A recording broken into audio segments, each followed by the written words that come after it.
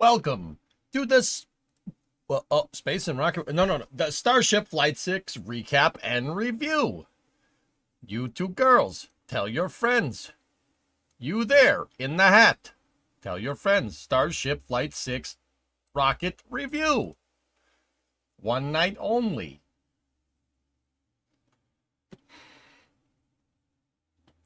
Yeah, hey, how you doing? Everybody good? Yeah, good, bad, maybe? How's things?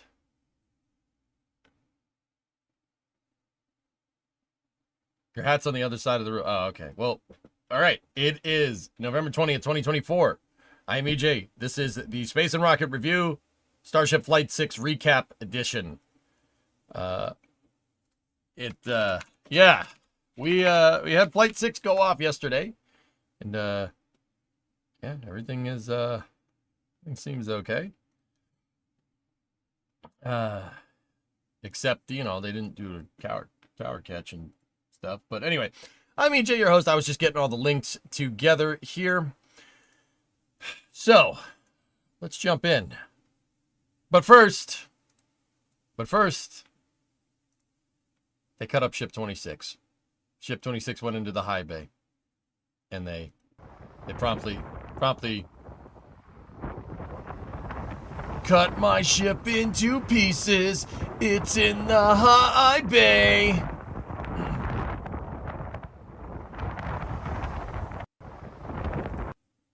In which case, I replied, Jack posted that, in which case I replied, oh no! Anyway.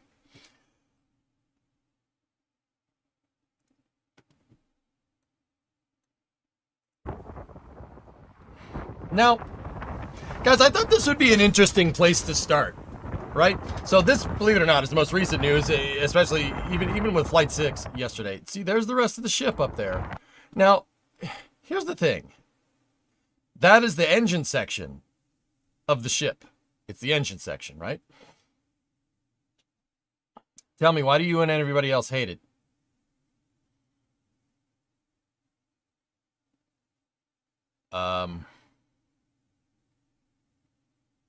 Because it's dumb. No.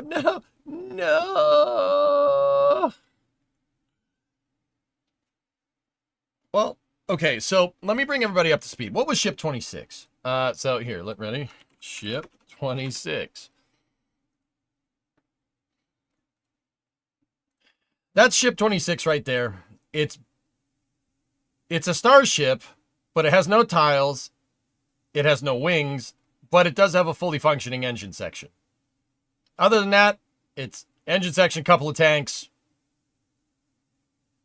and the nose cone. And that's about it. So, SpaceX used Ship 26 the design changed on the rest of the ship to the what we would now know as like Block 1 Starship, right? When they were building this thing. And Ship 26 was like halfway done, so SpaceX used the parts that were updated and just didn't do anything else with it. They've been basically using it as what's called a main propulsion test article since. This picture, Ship 26, shows it, and actually, who took this picture? Let's always give credit. Space Intelligence. There you go. They've been basically using it to test like the thrust section. It hasn't really done much since. This is a picture of it at the Massey's test stand, right? It hasn't really done much since. You know, there's an NSF thumbnail with Ship 26. Now,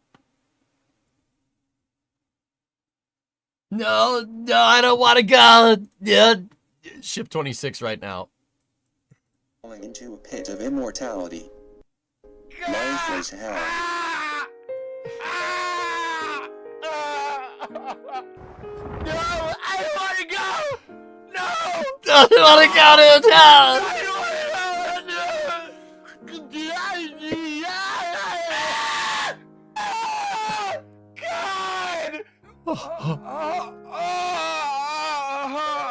Okay. No, I didn't have that teed up. I did. All right. So, interesting thing here. So, okay. Ship 26 is old news. The last of the Block 1 starships flew with Ship 31, and Ship 32 is a brand new style of starship that has a lot of changes reworked into it. So it makes sense that Ship 26 would be scrapped. Interesting thing, though. So, guys, something that I noticed. So they brought it into the high bay, right? They brought the sucker into the high bay, right? You have to do that on Flame Trench? No, I don't think they're ready for that. Now, guys, why would they bring it into the high bay? And then more importantly, why would they cut the engine section off? That was the only functioning part of it. Now, you know, this like just happened. Jack just posted this, right? But now I'm kind of wondering,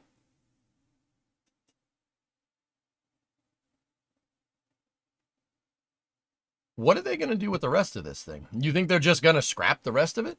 Why bring it into the high bay if you were just going to scrap it? Because it has a crane? Yeah, maybe. That... What I'm getting at is... Why don't they just take... Why wouldn't they just take another engine section, a Block 2 Starship engine section, and then just graft it onto Ship 26? You think they're going to scrap the whole thing? The rest of Ship 26 is basically a blank slate.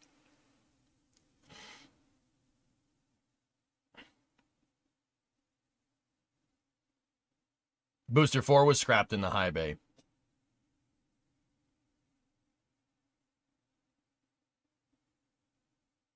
Booster 4?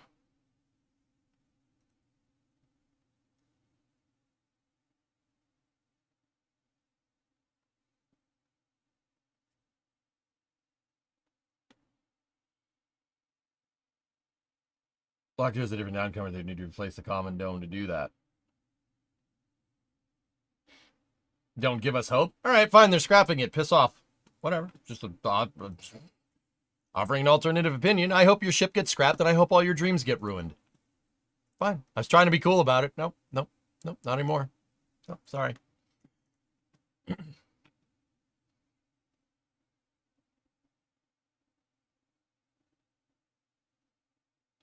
Booster 4 was scrapped in Mega Bay 1.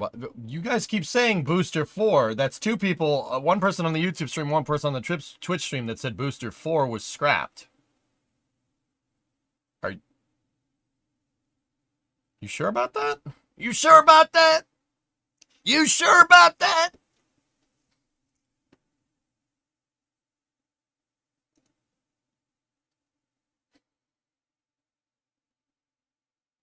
Throws Lego hammer. Ah, jeez. Anyway, so that's the latest news. But the cool news is that Ship 31, Booster 13 launched yesterday. Great launch as far as I can tell.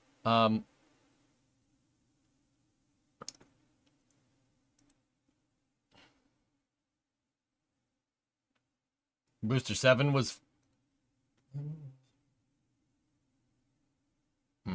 Anyway, that's when I was playing games. I stopped doing Space News for a little while, and that was during the EJ stopped doing Space News era, so... Starship hop test with a catch test.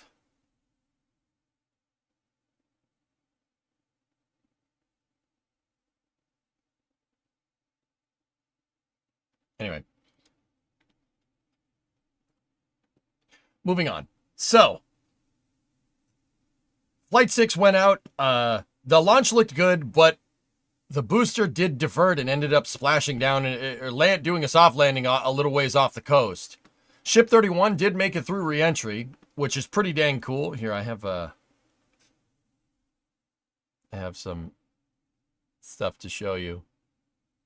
Here, I think this is the one. Here, I have clips that we posted to YouTube here. There, that one is during launch, right there. Yeah, that's pretty good. Here, let's go back. Maybe we'll click on this one over here. Maybe we'll click on that one. So Ship 31 did end up landing. And it did splash down. We didn't get a booster catch this time. Maybe he missed click. Maybe he misclicked twice. Here you go.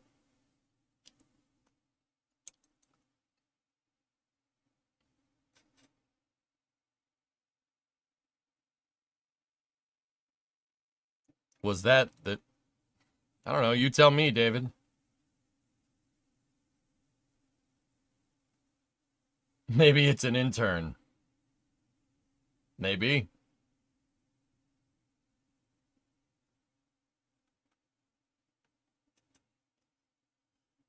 Anyway.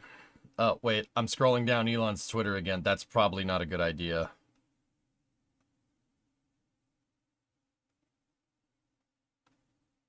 You know, it's probably not a good idea, but for some reason I'm still doing it. Anyway, check this out. Go and throttle up. So, 31 did come down. It did land. And it actually looked to be a pretty good landing here from what I can tell. All three down to 2. Into the water. Starship is landed. Wow. And we have Ship splashed down in the Indian Ocean. Wow. All three down to 2. Into the water. So Ship 31 actually made it through despite getting completely scorched on the... it's getting toasty in here. Hold on. Despite getting completely scorched on the way down, this Starship actually had less tiles on it.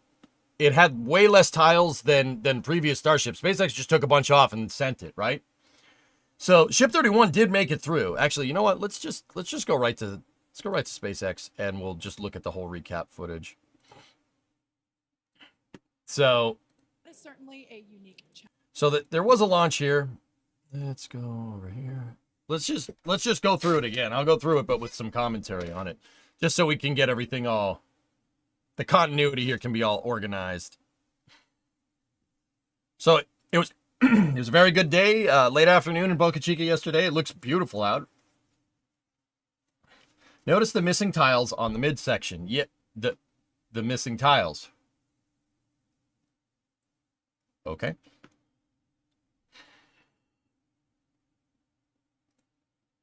So here was the liftoff. 7, 6, 5, 4, 3, 2, 1.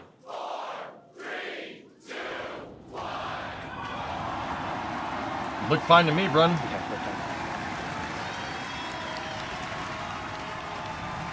Dang, dude, look at that thing roll.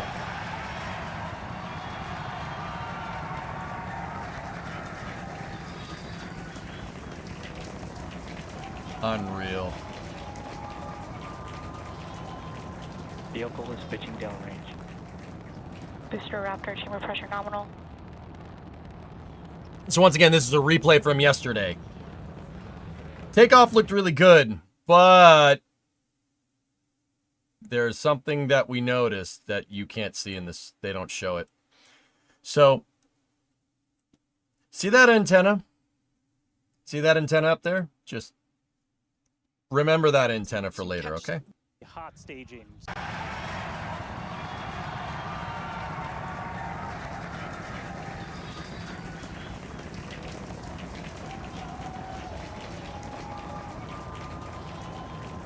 I meant did they come in faster or sharper entry? Booster Raptor, chamber pressure nominal. Yeah, I know what you meant, and no, I didn't see much difference. They knows the entry was about the same. There is some stuff coming off there.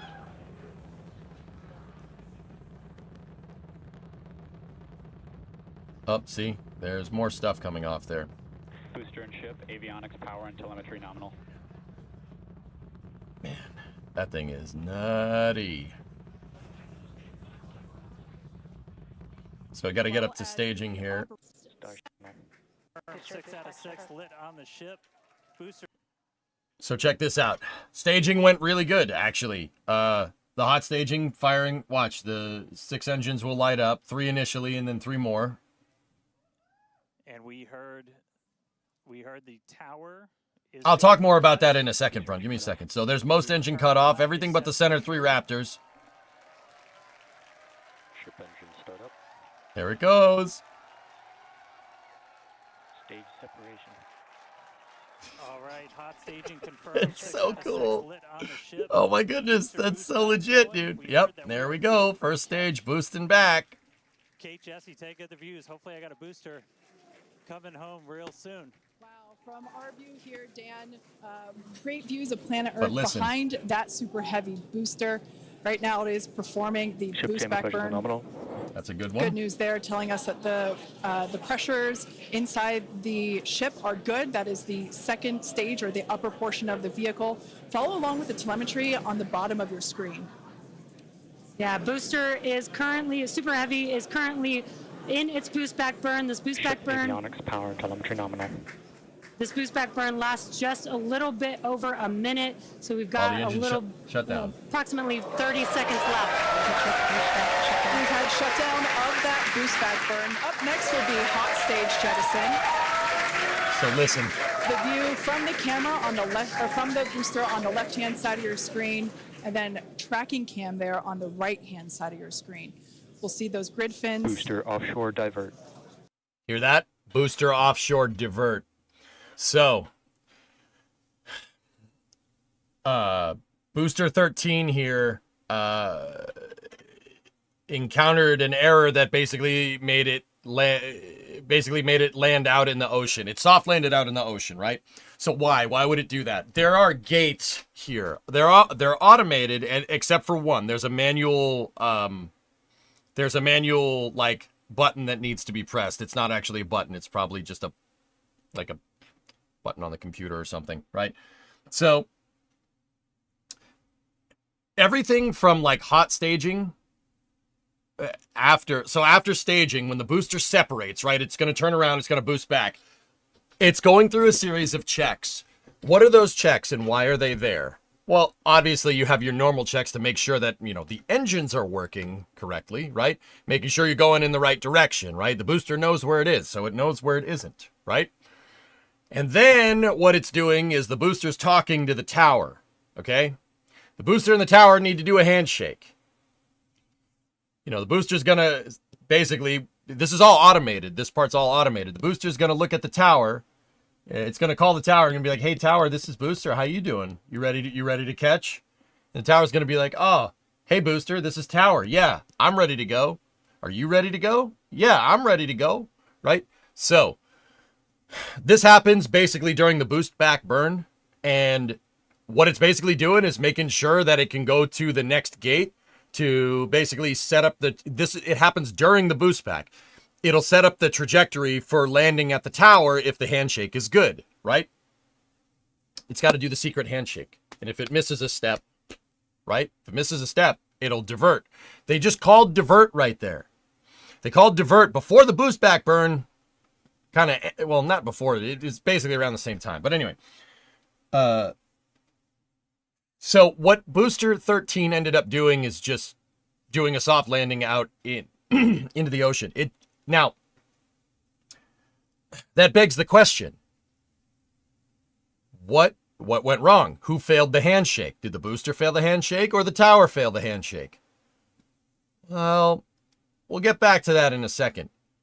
But, per SpaceX, the tower failed. The tower didn't handshake. The booster was fine, which really does kind of suck considering it's 33 Raptors And we can down the also tubes, see right? that But, yeah, the booster is actually nice and healthy, and it didn't handshake with the tower correctly, which sucks.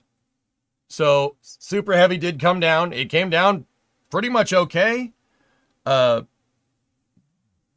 see, if they had gone through that gate, like what we saw on Flight 5, it would go through a couple more handshakes to make sure everything is good with the tower. And then once the booster and the tower complete the handshake, the flight director the launch director will give the okay, a manual okay on top of everything to have the booster go. There's like one piece of human interaction that you need here, and that's the launch director saying you're good. And that only happens after the handshake. They didn't even get that far this time. So the booster ended up doing a soft landing. It looks great. The booster looks fine, which really sucks. Yeah, that really sucks.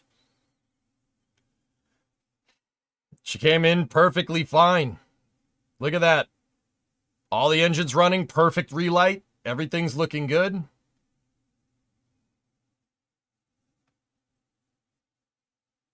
And there it is, swinging in for a proverbial catch that's not there. There's no tower, so it's just like, yeah, I'm going to go swimming. The booster did fall over and explode. SpaceX cut the camera before that happened. Back to Starship. Now, if we go over here...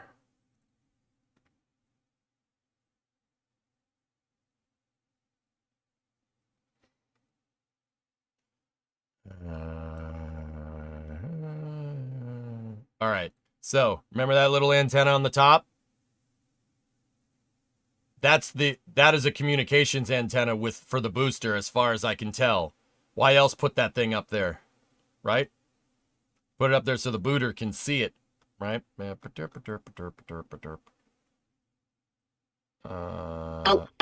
This is Space. I'm in space. Laserman, gifted a sub. Appreciate it. Let's try... Yep. Let's try doing that. That's what I want. This is Space. I'm in space. Were there 2 gifted subs? Anyway. So... See, the tower looks good during ascent right there, but... If we go... We gotta... Here, let's try looking at it from this view. It seems like on the way up, the booster melted that antenna, or at least part of it, because the antenna fell over. Well, it didn't fall over. It leaned over, I guess. SpaceX has said that that's what they think the problem is. Well, well, we don't know if it's the antenna for sure, but banana.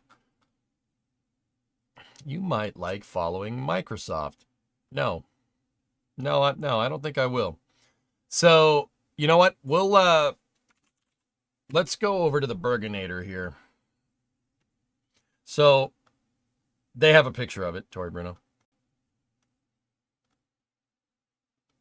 Oh, yeah. We'll talk more about that in a second.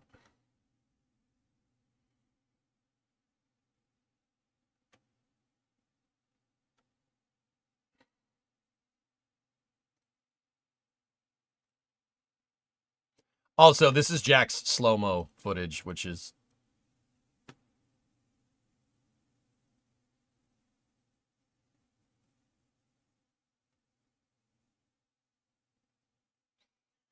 Elon said they lost communications with the tower. Yeah, I know, but that could be a bunch of different things, Brand and Daytal. Yeah, I understand that. I'm pretty sure the antenna at the top of the tower leaning over and breaking is probably the reason why.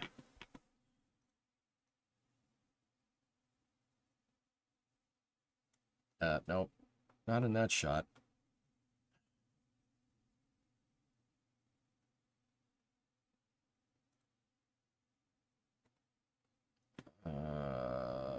Now, to be honest, guys, I don't know what that antenna at the top of the tower does. I'm assuming that that's what it is.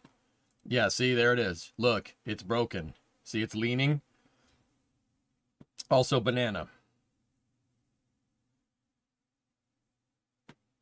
Does an NSF have a few angles of it? Yeah, that's why I'm on Chris's X page, to show you that. So... I'm gonna go ahead and guess that that probably is it. That's probably it. It's oftentimes it's something dumb like that.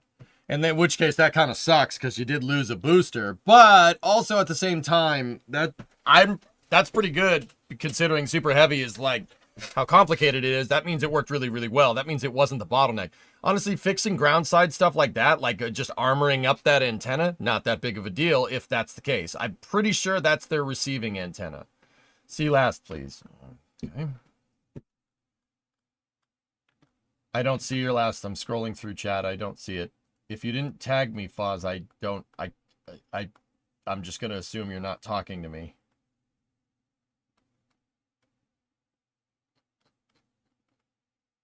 Oh.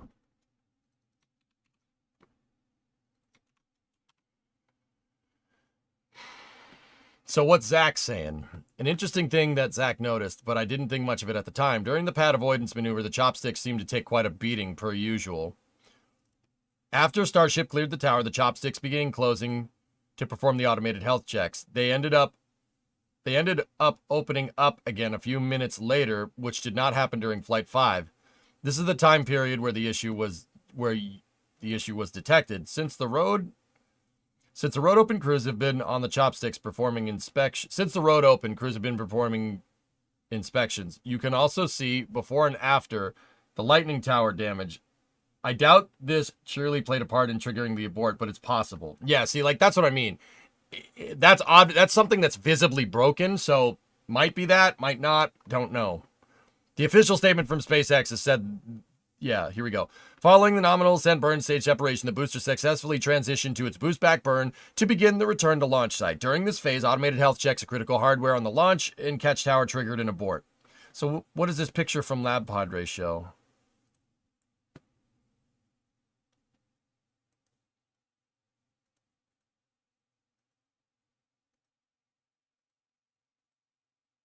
Yeah, interesting. They closed again.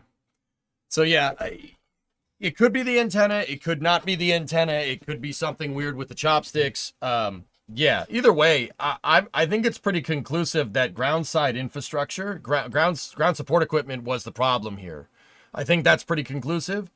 Whether it's the antenna, whether it's something else. Anonymous mycologist popping in to like the stream and then leaving for dinner. Okay.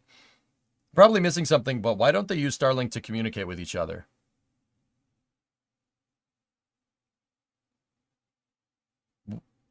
They do, frankly. Oh, you're talking about the tower. I don't know.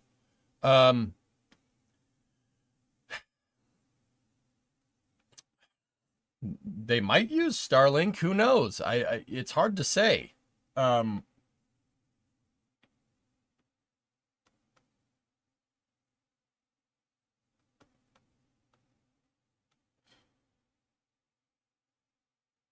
I didn't even know it flew. No, it flew the 18th. What do you mean, RJ? I don't understand why you'd put such a vital piece of equipment in such a vulnerable position. Well, guys, that is basically that's your ILS for the booster. It might be because that you can't communicate with whatever they're using to interface for landing. It might be radar.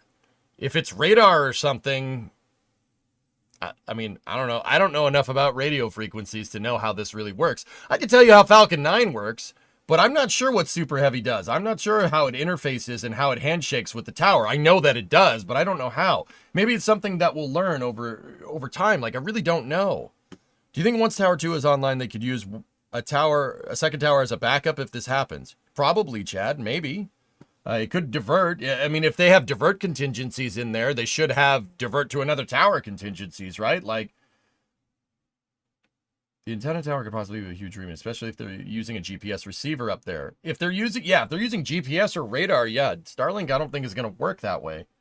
Lucas, what is this? You were expelled from your production design engineering education for missing the exam 3 times. You can miss it, but it was due to disease, and I accidentally gave them a doctor's note that apparently the doctor hadn't even noted anything about those health-related issues on, just that you have ADHD. Like, I hadn't even talked to her, so I'm going back there tomorrow to try and ask for a proper note like the one I initially talked about needing. Wish you luck. Possibility is saving your butt and getting back into a school that you love. Your hardworking student have not missed anything else. No exams, no nothing.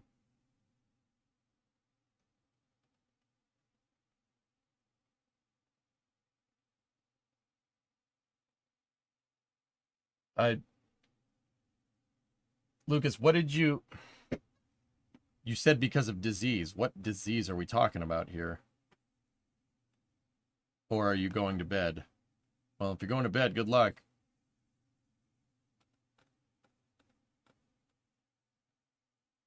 To prove their contingency plans work, they needed to know that. Yeah, there you go, Slab. Yeah, I mean, think anybody, I mean, Flight 4 was basically a contingency plan, but yeah, it's good to know that it works.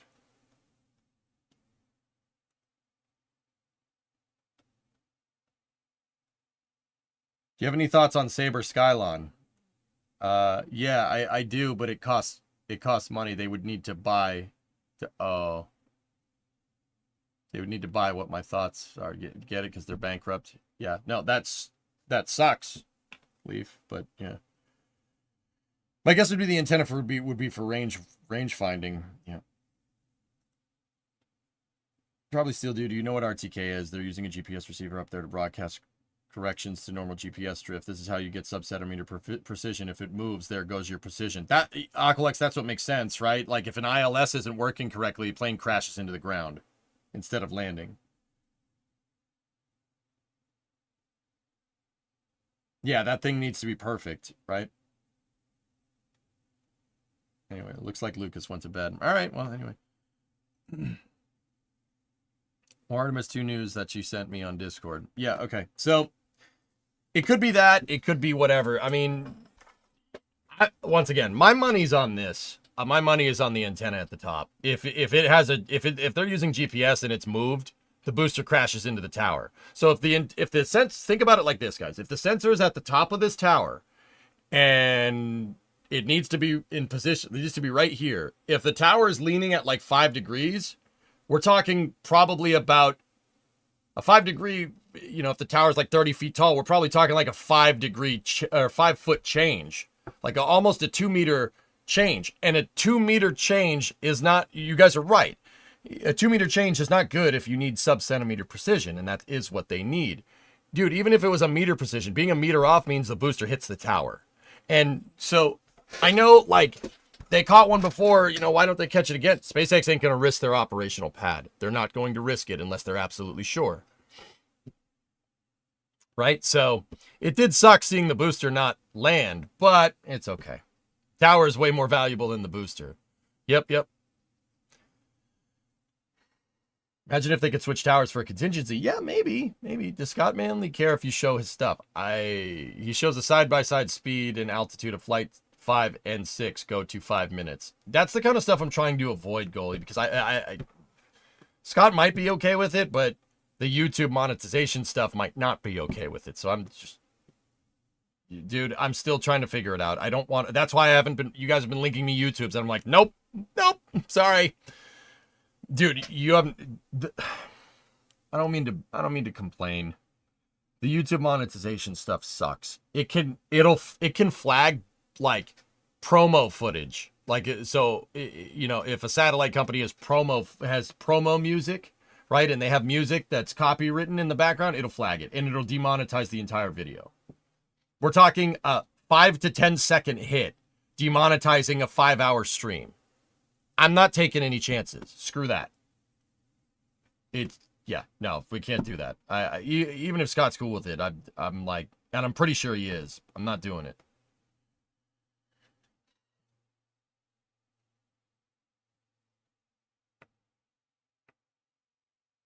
Anesthesis, you would say, well, Asmund does it, but I don't think he cares about monetization. Who the f is that? Am I supposed to know who that person is?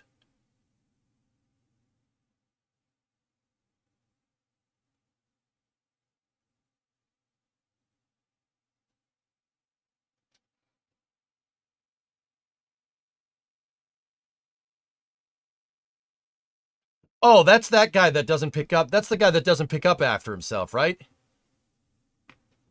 I mean, whatever. To what's your own. I think that's how I knew him.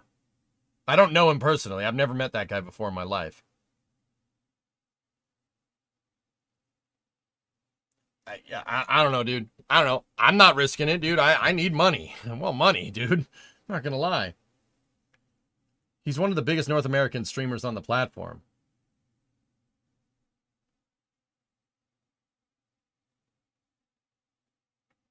Am I supposed to be, like, impressed or something?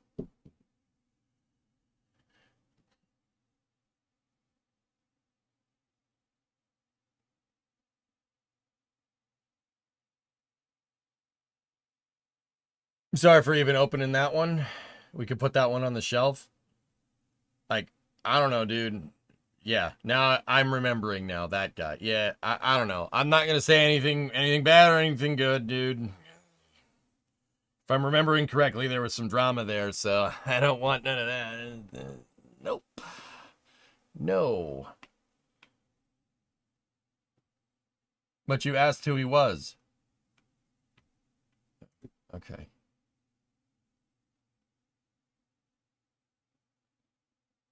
You asked who he was. Why complain? Okay.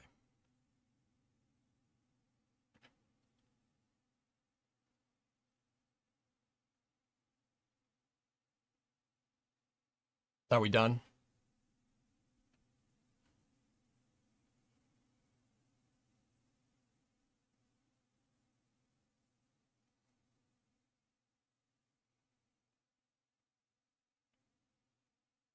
I'll wait. It doesn't strike the Halo soundtrack D21 because it's in-game music. It doesn't strike Hearts of Iron either because it's in-game music.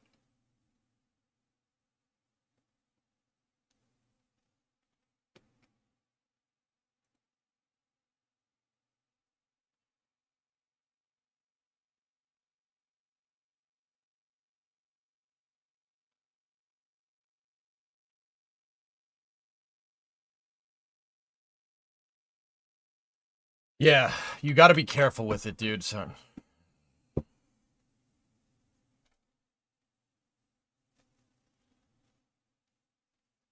Now, this is the part where I apologize for getting annoyed, but I'm not going to get annoyed. YouTube's monetization system is dumb, and that's what's pissing me off.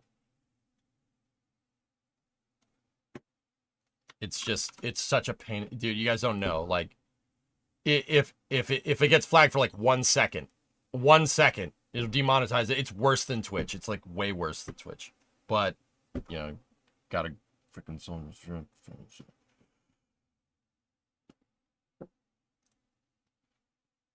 Here.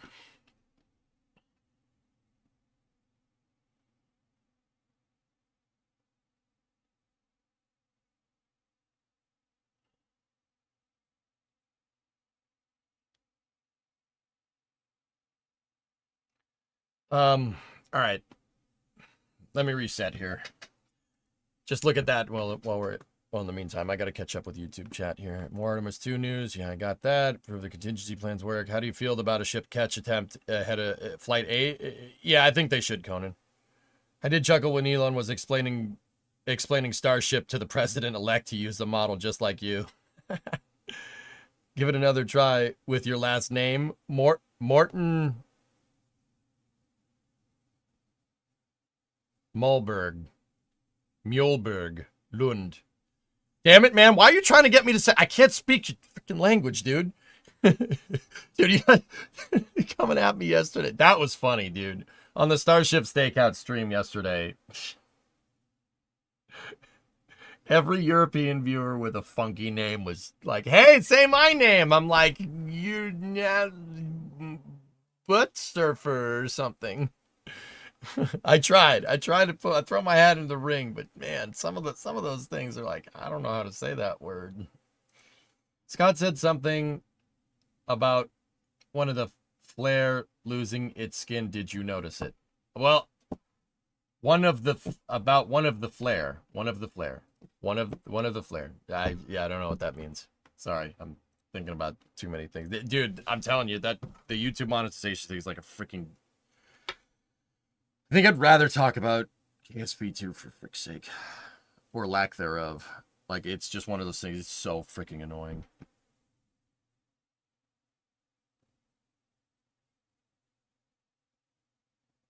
The pieces of flare. Dagon, that's where my mind went. He's talking about the aft wing static cover. Did I notice it? Oh, yeah. I'm trying to get to that. You know, like the whole thing, dudes, was trying to go through a recap of the entire mission. And, yeah. That's what I'm trying. That's what I'm attempting to do. I mean, there's that. That's pretty good. Flaps.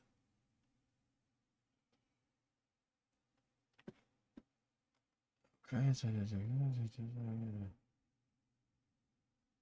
Was the ship's altitude higher than normal when it reached the belly flop stage at re-entry? I'm not sure, Bloodhound. I'd have to go back and look.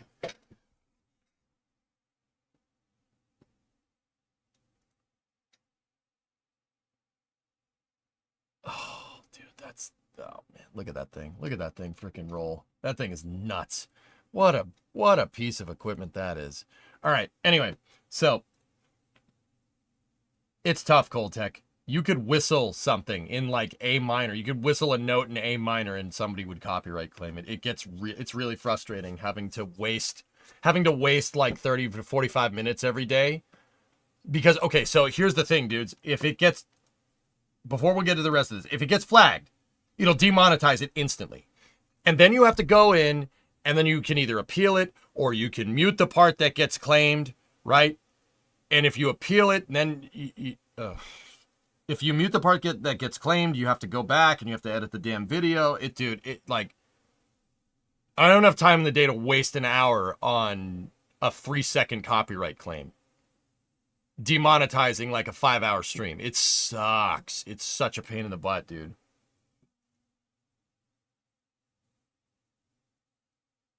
But anyway, yeah, it's very frustrating. But hey, whatever. That's the YouTube grind.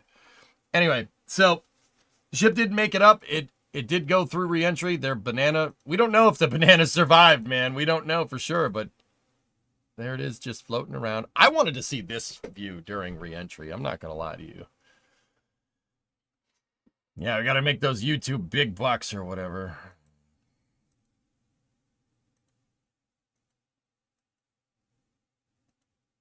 But check this out, dudes. You want to see something? Want to see something interesting? Look, watch right here. Okay, I'm gonna scrub through the video. Watch this bulkhead. Watch right here. Okay, ready? 1, 2, 3. See what I mean? Look. Oh boy. Oh boy, that's not good. You see that right there? Look. The area that didn't have any tiles, it really started to get a little messed up. Look at that. It's warping the stainless steel. So if you introduce too much heat into a certain piece of stainless steel, it's going to warp it like that. That's what happens. The interesting thing is that the parts around the fuel tanks, which are pressurized, are not warped as bad as the parts that are in the quote-unquote unpressurized segment. This is where the banana is. I was half expecting them to deploy the banana. Nice. That would have been funny.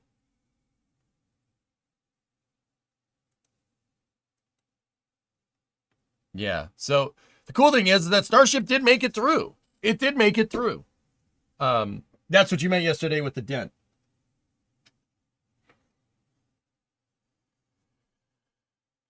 Speak of the devil.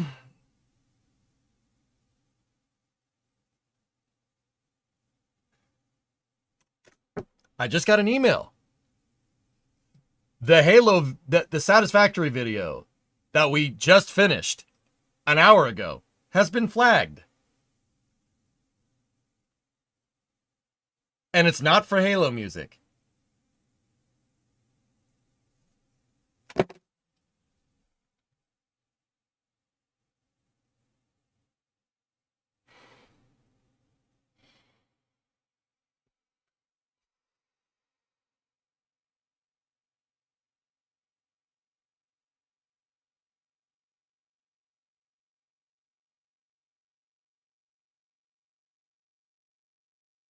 Was it for Metallica? No, I don't understand what this. Surge current bracket 868590 bracket. I have no idea what that means.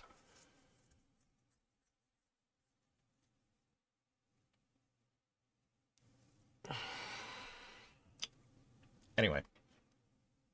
It's a fake claim. Just counter it. Yeah, I know. I know.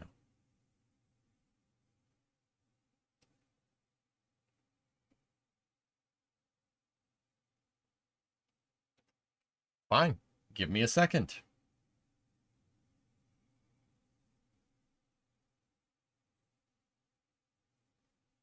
Here, watch the ship go through reentry.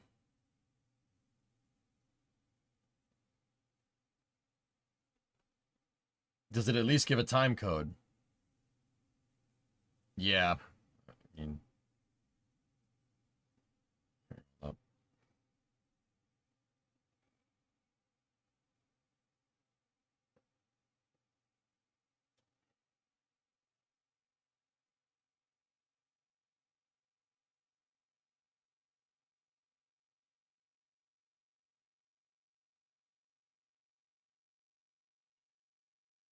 I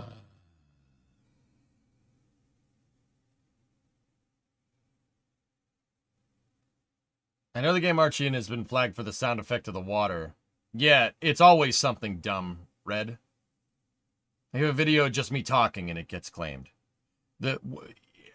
Once again, I understand that that's what it is. Like I get it. I understand that. But like that's just the grind. But also, I'm wasting probably about 45 minutes every day trying to fix this from every single VOD. It's really annoying. It's not. It's almost to the point where it's like not a good use of time. But anyway.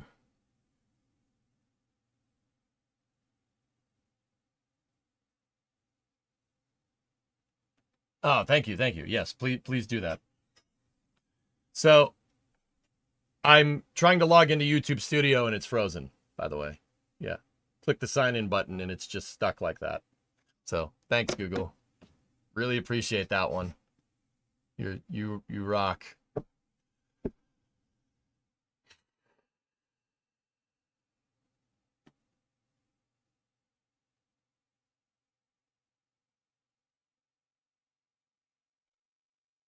Anyway, let's get back to work. So the ship did come down. It did get warped, but it did do the landing burn, which is actually super cool. So when we here we go. first performed the belly tie flop the audio maneuver back on in. the high altitude test with serial number 8, we saw the ship come back through, and I always wondered what it looked like from the ship's perspective and this perspective. So yeah, you guys are talking about if you look at the leading edge on the aft flap, right? Here, watch right there. After sunrise, there in the. I missed this the first time. See it? Pretty cool to see. It was see. quick. Remember how I told you sparks on the vehicle? You're seeing. This is what I said during the cast yesterday. You see these sparks going on here. See this? That's no good. That's ablating. When something sparks like that, it's being ablated off, meaning it's burning off. SpaceX's heat shield is supposed to be reusable with the tiles on it, so you don't want it to burn off. With that being said, they're still prototyping the heat shield and everything, but this is part of the reason. Excuse me. This is part of the reason why you do not want this to happen. Watch the leading edge right there, the flap cover. Watch right there. What I was going to point out is that we're getting a lot clearer view of the Right Earth here. in the background with the different temperatures that we're seeing with the different colors. See all the stuff coming off? Now watch. Some of plasma it's going to around the come ship, off which and is some of it's going to really, belt really that cool to thing. see. Again, we are pushing the limits of ship today, but so far everything is looking pretty nominal. Yeah. We'll see how the next few minutes goes. Yeah, like we've said before, don't be surprised if this is not entirely smooth. Where did it go? Come on back. Pretty different. Watch Views right here. Of the ship as it was re-entering, and now we've got daylight. It is about an hour or so after sunrise there in the Indian Ocean. So See that? Now, don't get me wrong. It didn't damage it. I mean, it damaged the tiles, but you don't want stuff coming off and hitting your thermal protection system. They tried that once 20 years ago. It didn't work. Cool to see this. Yeah, and it might not. See that? That tile came off and absolutely shellacked the front of the nacelle right there. You see that? It's a huge difference. But we do get a little bit despite all this, despite the tiles actually just falling off of the vehicle, right? And stainless steel being exposed to straight plasma and warping like crazy, Ship 31 made it through. I think it's a testament to the stainless steel design here. I think it's a testament to the stainless steel design. This is crazy. The fact that it could just tank all this, like, dude, okay, let me put it to you like this. You lose one tile in the shuttle, you might be okay. You lose 3 or 4, you're rolling the dice. You lose more than 4, more than 5, you lose 10 tiles on the shuttle, dead. This thing's just, this thing. Meanwhile, we have this thing over here. You're losing tiles left and right. It doesn't care. It's just going to go right through, which is still crazy to me. And then, you know, a little bit later during reentry, they did have some blow through on the forward flap. See that? That's not good.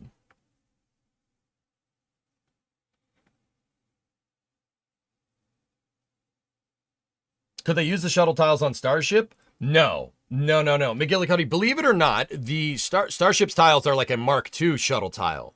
They're made based off of what they knew from the shuttle program, believe it or not. So, here, let's get to the very end here. Take a look. Do we know if the damage was symmetrical?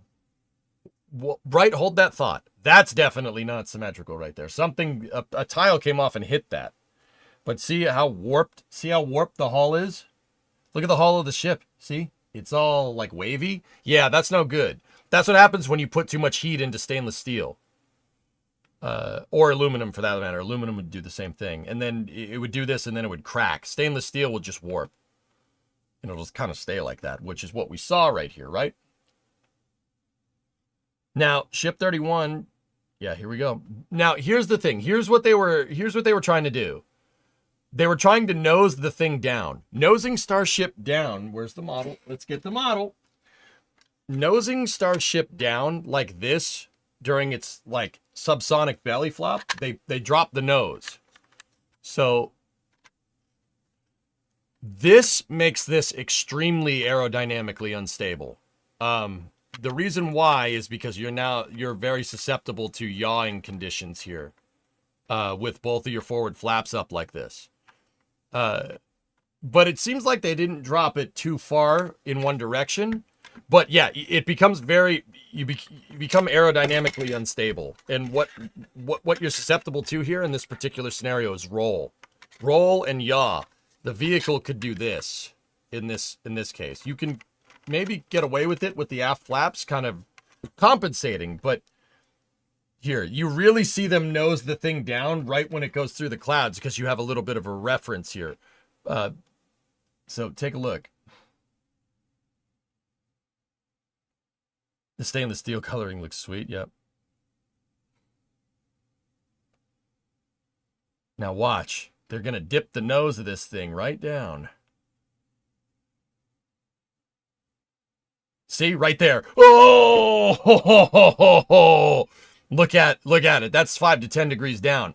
Like I said, this gets very aerodynamically unstable. You do not have a tail row. You don't have a tail, right?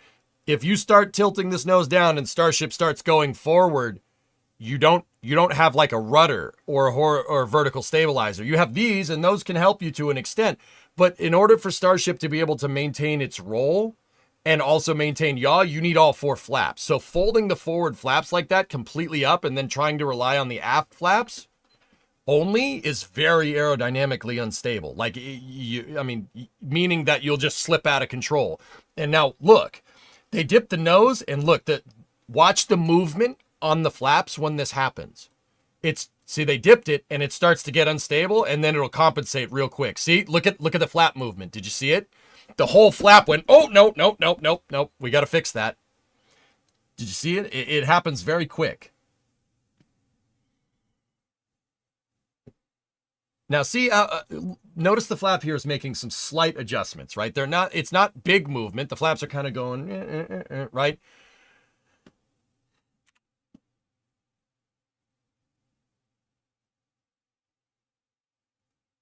Pretty sure that was intentional. The nosedive? What do you mean pretty sure, James? They said they were going to do this? What do you mean pretty sure? Of course it's intentional. It's an induced, they're trying to induce loss of control, right? Will Hoppy ever fly on super heavy? Never happen in Methane. Methane, you were asking me some questions over in the YouTube chat when I was talking about monetization and getting annoyed. What did you ask? I'll have to scroll up and look. I tried making a Starship in KMP and it's insanely difficult to control. It either flat spins or just constantly nosedives. Yeah, Archie, that's how I know, believe it or not, and you guys are going to laugh at me, and that's fair. That's how I know this gets unstable when you dip the nose like that. Because I've tested it in KSP. I know what people are going to say. How do you know? How do you know if your Starship is high fidelity? I sit there and I wind tunnel test things for hours when we play KSP. I tried to get my Starship to mimic the actual Starship aerodynamically as much as I can so I can get a good understanding of how it works, right? That's how I know you're nosing the thing down, you're going to get aerodynamic instability. It'll want to roll over. because that's exactly what happened in Kerbal. And now I know what people are going to say. Kerbal's aerodynamics, EJ, aren't the best. No, but its physics are. Physics are pretty damn good. And if you know what you're doing, you can get Kerbal's aerodynamics to work correctly. Now that I said that, I want to show you. But anyway. So, see, they dip the nose, and watch the correction that's made from the flaps when it starts to kind of slide away, right? Here, see that big movement? Big move out to get the nose back up? Really big correction burn, or correction flap right there, I guess. Can you explain the dip? What was her direction of movement versus force? I just did a second ago. They folded the front flaps up like this and folded the aft flaps down to get Starship to do that. And it probably went about, I'd say 10 degrees, maybe. And like I said, what happens when the vehicle's like this, and once again, I get it, Kerbal isn't the end all be all, I understand. What happens when this happens is the vehicle wants to do this. It'll want to do this, and it'll want to do that. You might be able to compensate for roll by modulating the aft flaps like this. But the thing will want to do this. It'll want to kind of fall out of it. It'll want to fall because you don't have a tail. You don't have a rudder here. There's no rudder. There's no way to prevent side slip when your forward flaps are up like this. We know also from Kerbal that in order to control yaw, pitch, and roll with your skydive, with your flaperons here, in order to control YP and R, you need all 4 flaps. And don't get me wrong, like Kerbal is good enough to simulate that. If your forward flaps are fully up, you're not controlling this thing. You're not controlling it aerodynamically with just the back flaps. That's why when they started to dip the nose, on this thing, right? The flaps immediately deployed and Starship came nose up again. Like, you could see it happen. It happens quick because that's how quickly it can lose control.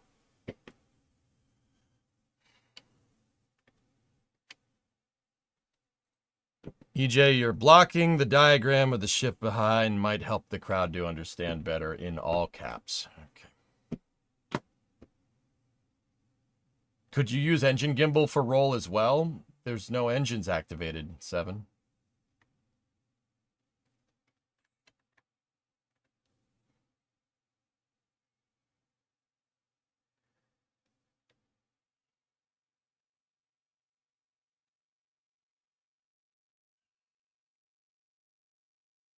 Do you think they chose the cloud layer as a visual reference, or was it just coincidence? It's just coincidence, Finn. In fact, without the clouds, I probably wouldn't have been able to spot any of this. Sweet Potato, what are you saying? Is the reason it can't prevent roll because of the aft flaps don't have yaw control? Could they theoretically just add some control surfaces to the bottom of these flaps to fix it?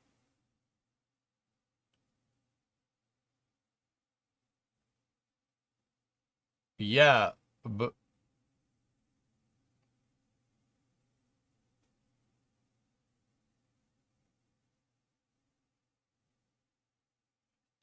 Yeah, but you don't need to. The modulating the forward flaps, which are deployed in this particular scenario because they're testing, is going to fix that. Is going to fix that for you. How you'd roll the Starship, right? If you want to get it to roll correctly, just deploy 2 flaps on one side. That'll get it to roll, right? That'll get it to roll really good. How you get it to pitch is you modulate angle of attack between front and rear. So if you keep your back flaps deployed and pull up your front flaps, right? If the Starship aft flaps are deployed and the front flaps are up, you're moving your center of pressure behind your center of gravity, and it's going to nose the ship down. Simultaneously, vice versa, front flaps deployed, rear flaps folded up, you're going to get a pitch up moment here. It'll flip it, which is what you're going to see it do here in a second. Now that's pitch and roll. What about yaw? You want to yaw a Starship? Deploy one flap, deploy one flap on the front and deploy one flap on the back. Keep your front forward flap up and the other one up, and you'll yaw that way. That's what I mean. You need your forward flaps yaw pitch and roll, you need to have all 4 control surfaces. So folding those up and keeping the aft flaps deployed is basically turns into a brick, and the thing you'll want to do this. It'll want to flip over. And don't get me wrong, I'm pretty damn sure of this. I spent way too much time in Kerbal getting that stupid thing to work right. So I'm kind of noob to this stuff, but there are areas with discoloration that are weaker than before. Stainless steel, it just kind of warps. Depending on the discoloration and depending on what stainless steel alloy they're using, Vargon, it might weaken it. Now, what I will tell you is this: that stainless steel is definitely weakened.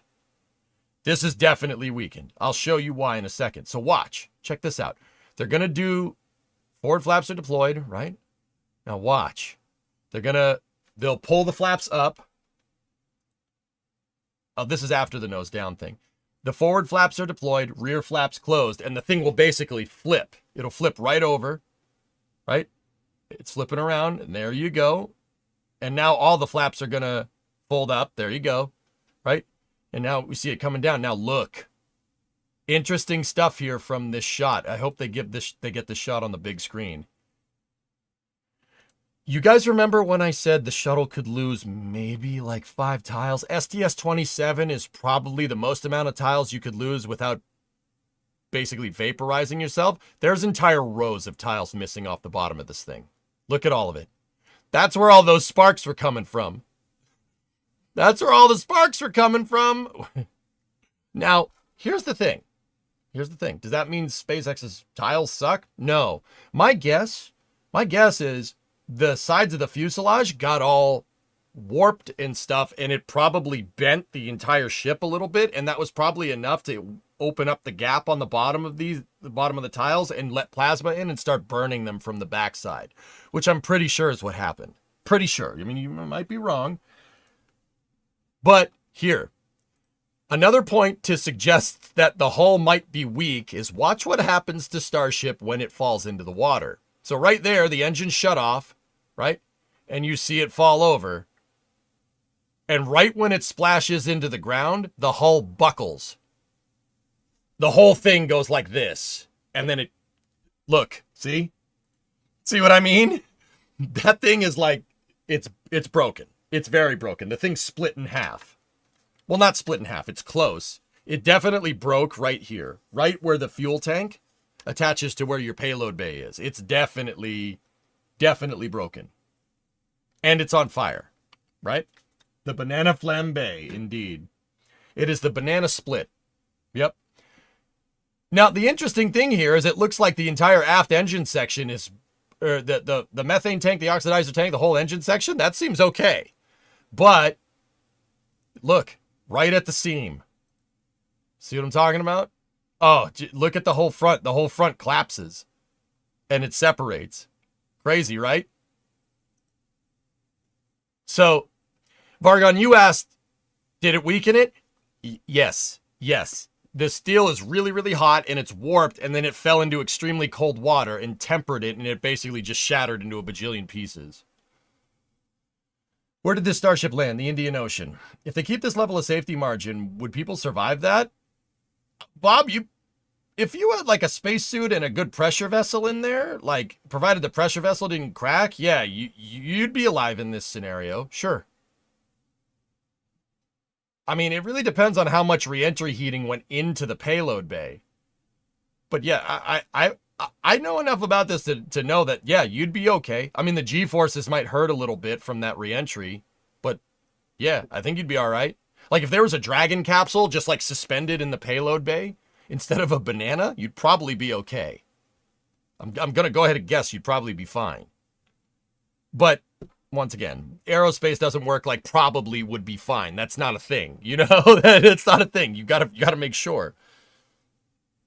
Do you think it wouldn't have split if they didn't remove 2100 tiles? No. Yeah, Mika, exactly. It wouldn't have done this if they had the tiles on the sides. Because once again, going to the Starship model. All right, look. Right here, you didn't have any tiles all along the edge right here. And it warped all of this. It warped it right here, right where my fingers are, right? That's the place where we saw it buckle.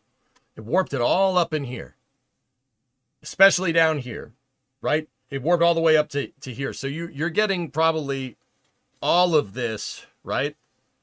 All of that right there getting basically toasted, but particularly the sides. Interestingly enough, the pressurized segments, so the methane tank and your oxidizer tank didn't take as much warping because they're under pressure, right? But this area right here where your methane tank and your bulkhead attaches to where your payload bay segment is, right? This part, it warped it like crazy, Mika. Yeah, and that's what I'm pretty sure, right? During reentry, it caused it to kind of want to do this, right? And basically exposed right here, which is exactly where we saw the tiles missing from, right?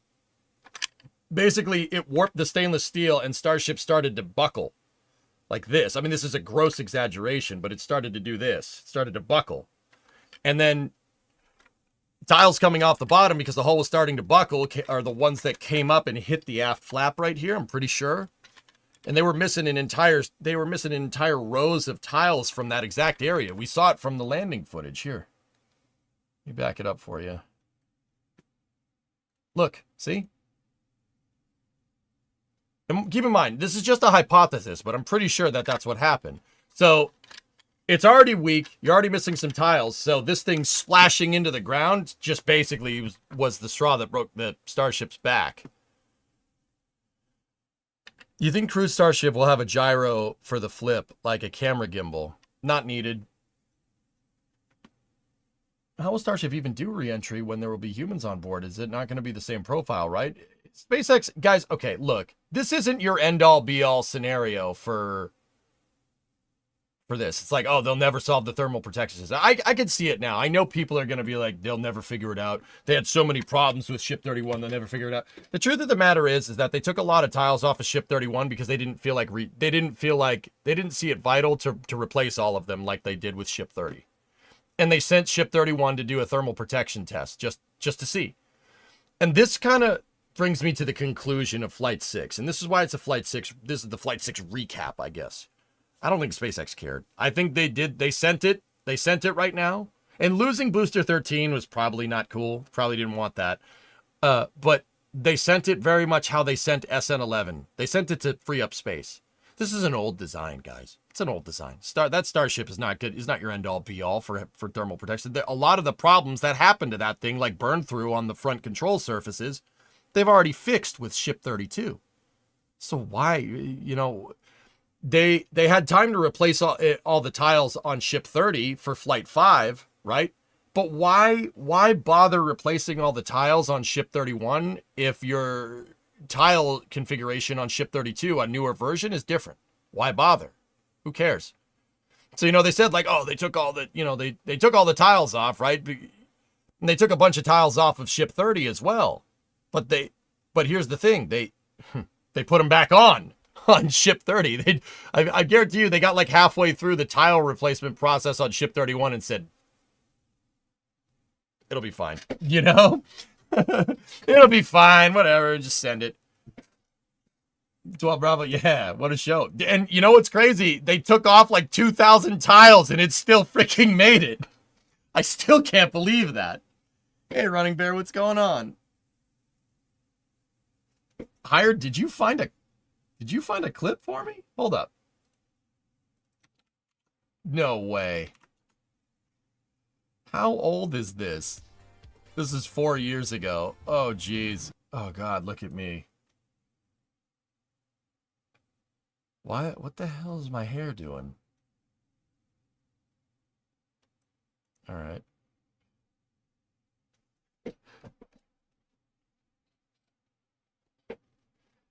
Couldn't always get camera settings tweaked incorrectly, but you get the idea.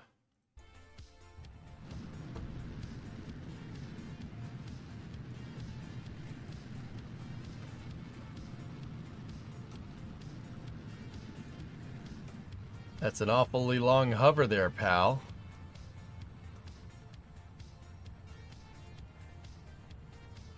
Don't you dare.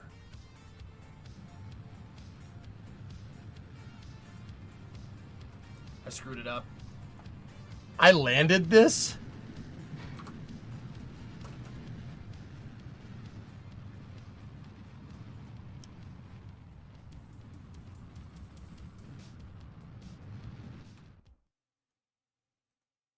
Huh.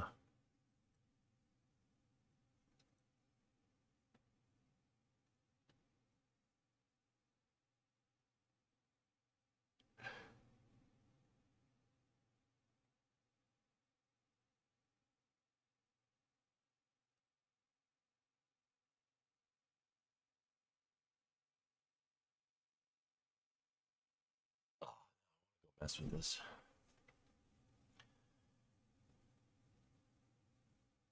Look at how unstable this stupid thing gets if you don't do it exactly right.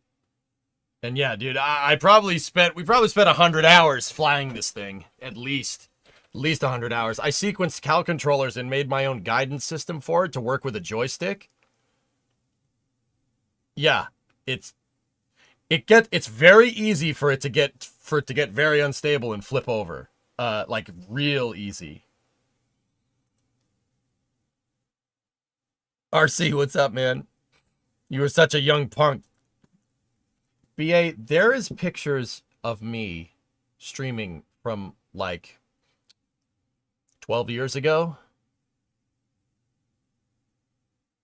Yeah, you're the young punk. This was only 4 years ago. Yeah, you really had to focus when you're trying to fly this thing. You really had to focus. Bring back Blue EJ? No, I don't believe you. Okay. I was locking in before it was cool, man.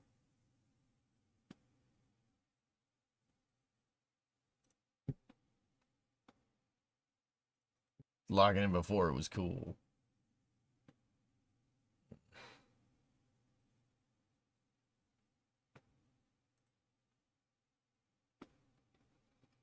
That Starship landing is my only EJ clip to survive the DMCA apocalypse. Yeah, right. I remember playing Lunar Lander as a kid. It was hard. Yeah, right.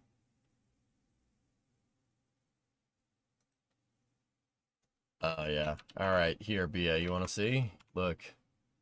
This is EJ circa 2013, maybe?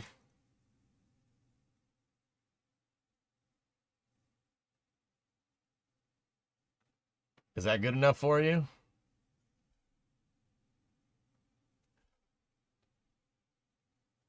Look at all that hair.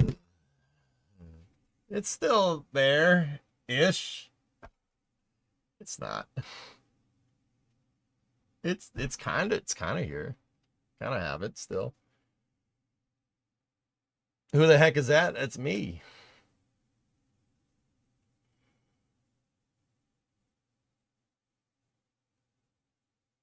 Yeah, I know, Cold Tech. Why is it 4-3? I don't remember. I don't remember. Oh, yeah, my webcam, the webcam was in 4-3 aspect ratio because it was an old webcam.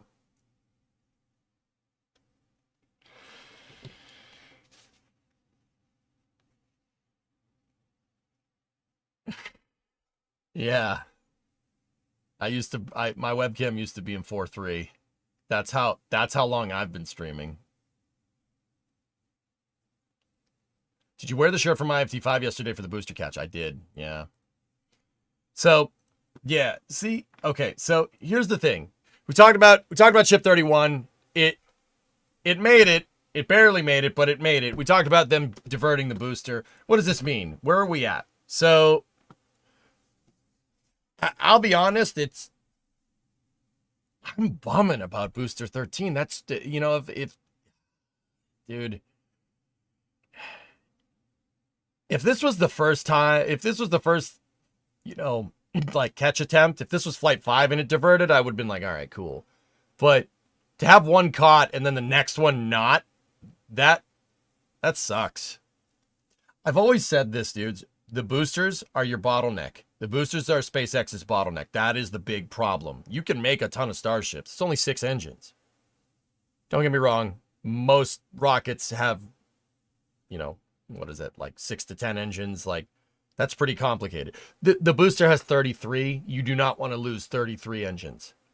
And SpaceX did. And it, once again, if I was, I could be wrong on this, but it might be because that stupid antenna is broken. Yeah, a little antenna, little cable snapped. That's like how much do you think a Super Heavy is worth? $200 million? $300 million? That's like a $300 million mistake. Now, don't get me wrong. Is that gonna screw SpaceX financially? No, it's fine. It still sucks. Because once again, the booster is your bottleneck, and the boosters you need to get. SpaceX needs more data on catching. The reason why is because they themselves have admitted that they want to launch 400 of these things over the next couple of years. So yeah, you probably should figure that out. You ain't expending 400 Super Heavies over the next 2 years. I don't think that's possible to make that many that fast, right? Now, don't get me wrong. I think SpaceX can scale, but I don't think they can scale like that. I don't think anyone can scale like that. Once they get the lines refined, they'll start cranking out engines like Model Ts. Yes, maybe. I don't think you're cranking out 400 Super Heavies. Where are you going to put those? Not, jeez, I sound like Ryan, don't I?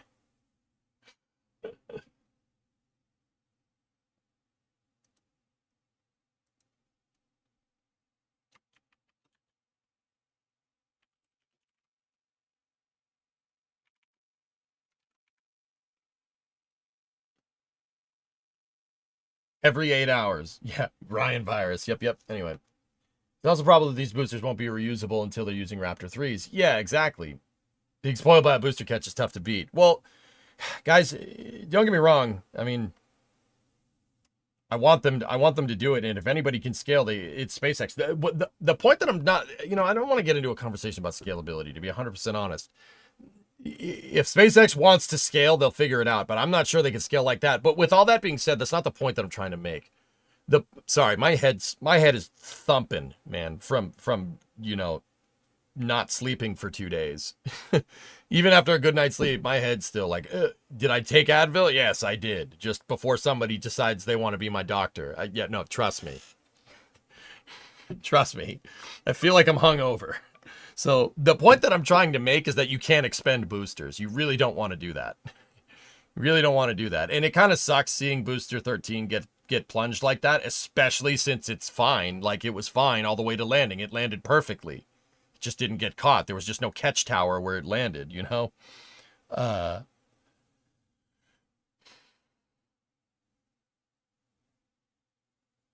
Little, yellow, different. What do you think about the fuel supply issue with the volume that they need? A viewer actually had this idea, 619, yesterday. Why don't we just hook up an LNG port, build an LNG port at Port of Brownsville? Container ship full of LNG or container ship full of methane. We just plug that in and pipeline it right to Starbase. That's actually probably one of the best ideas I've heard from chat regarding this issue. Speaking of scaling Cape positions, Cape's looking for structural engineers. The Cape's looking for civil engineers. Cape is looking for Starship infrastructure construction superintendent.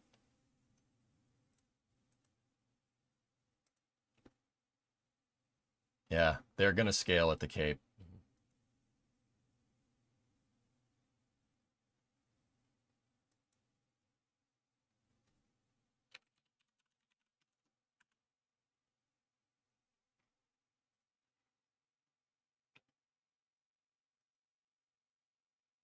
So yeah, SpaceX buy a couple of LNG tankers and just have a LOX tanker. Is it even okay to like transport that much LOX? That's a lot, But anyway. So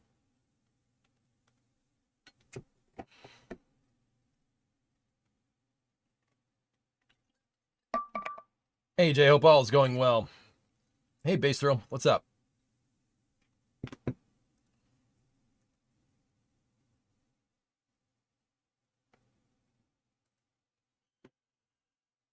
Anyway,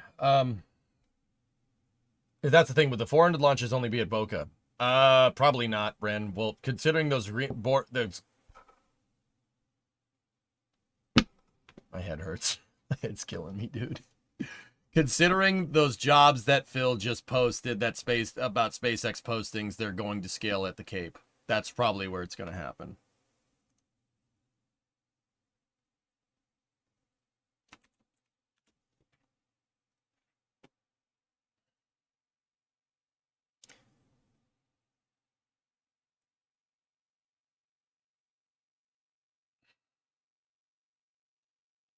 Dude, you know what I was okay. I started thinking again. That's a dangerous thing when that happens. So think about this, dudes. What, you know, fueling infrastructure aside, right? Like, and once again, I'm kind of bummed that they didn't get that booster back. We didn't see a catch, but hey, whatever. Flight 7 will probably happen. My guess at this point would probably be February, like first week of February, just because the holidays and stuff, and you know, making sure that ship 32 is good to go, etc., etc.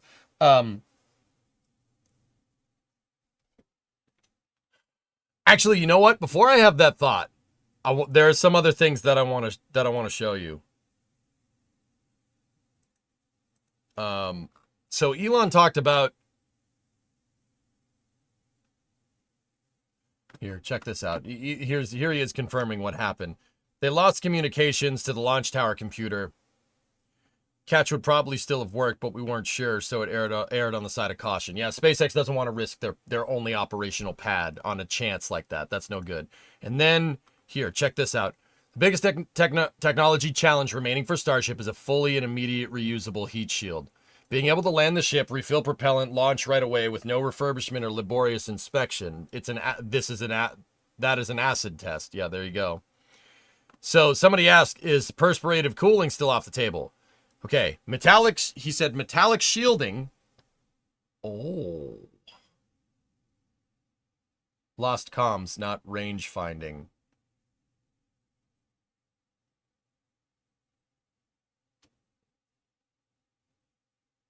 You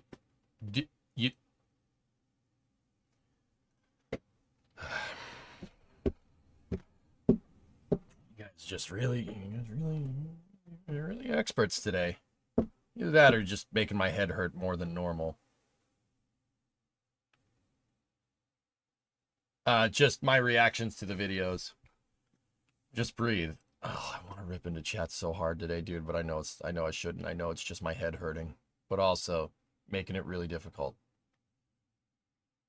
You have a headache too? I mean, okay, I didn't sleep for 2 days. I said during the Starbase Stakeout stream and during my launch covers yesterday, I said I'm going to pay for this. This is me paying for it.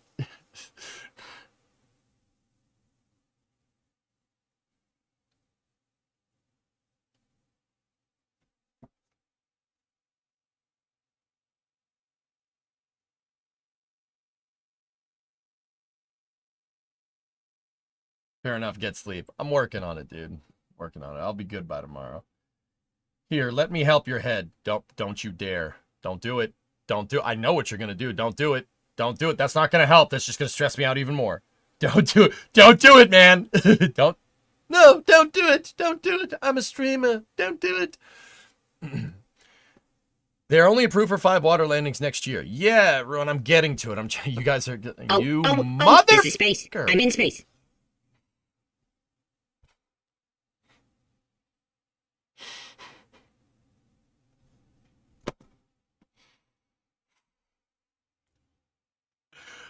I'm trying to keep everything organized in my head, and it's not working. I'm trying, man. I'm trying so hard. I'm getting DMs, emails left and right. Oh, this is space. I'm in space. Why? What the hell? You really suck. This is not making this easier to do, man. Oh, this is space. I'm in space.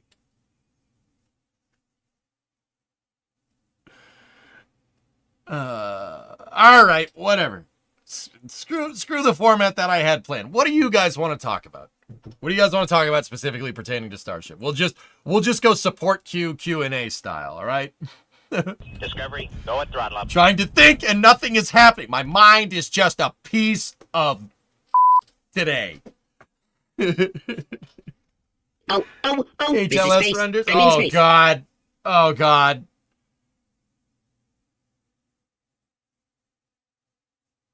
Film cooling.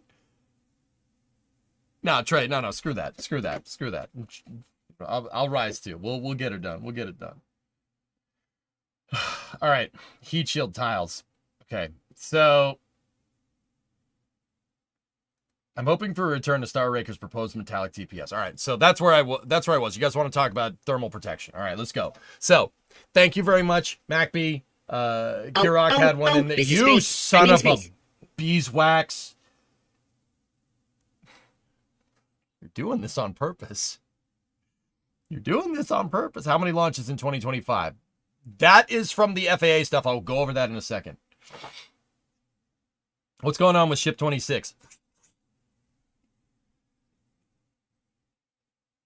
Okay, how does film cooling work?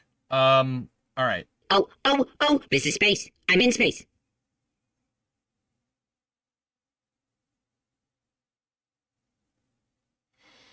Five more minutes of this, I'm gonna get mad. Yuri with 69 bits. I'm doing my part.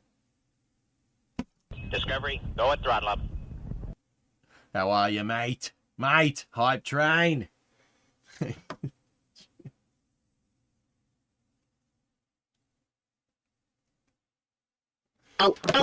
This is space. I'm in space.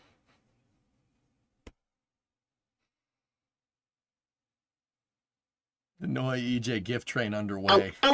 This is space. I'm in space. Oh, we were throwing bits at EJ. So anyways, how's the weather, guy? Shut up and let us love you. What do you want from me? What is escape velocity? When you're tenacious, it's when you're going fast enough to escape a planet's or celestial body's gravitational pull. The name of the game. Discovery, go at Oh, throttle up. Ruin, sorry, we're trying to help. Yeah, you had $20 super chat over there. Thanks. Oh, someone say train 7 at a 36-month resub and Goodfella with 10, D21 with 5. Oh my God. All right. All right. This is space. I'm in space.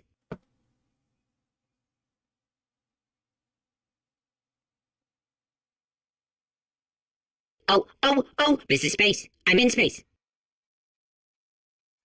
I think this is a sign that you do good work. I'm trying, man. I'm trying, man.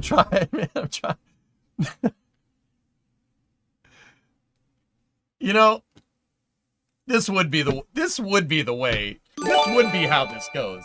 This would be. Yeah, like of course it is. Of course it is. I'm over here getting pissed off and chat's like, no, here. Super chats and gifted subs.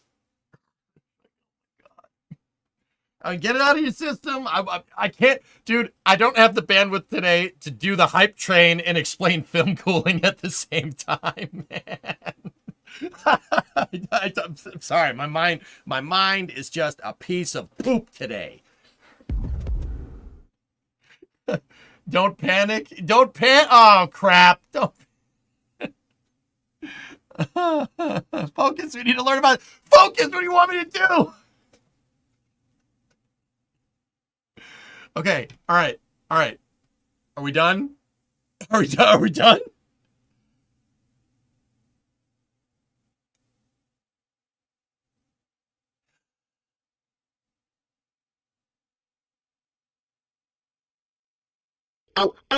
This is space. I'm in space.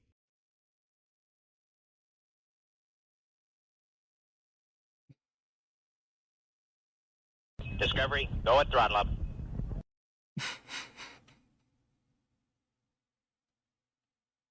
Okay.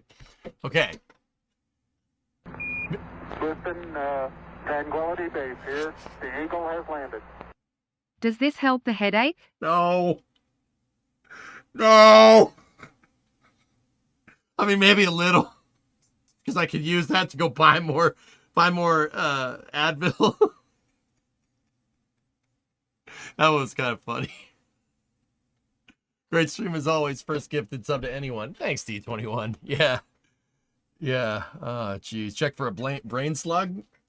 Nope. Nope, nothing. Nothing. I'm gonna go with no. They are not done.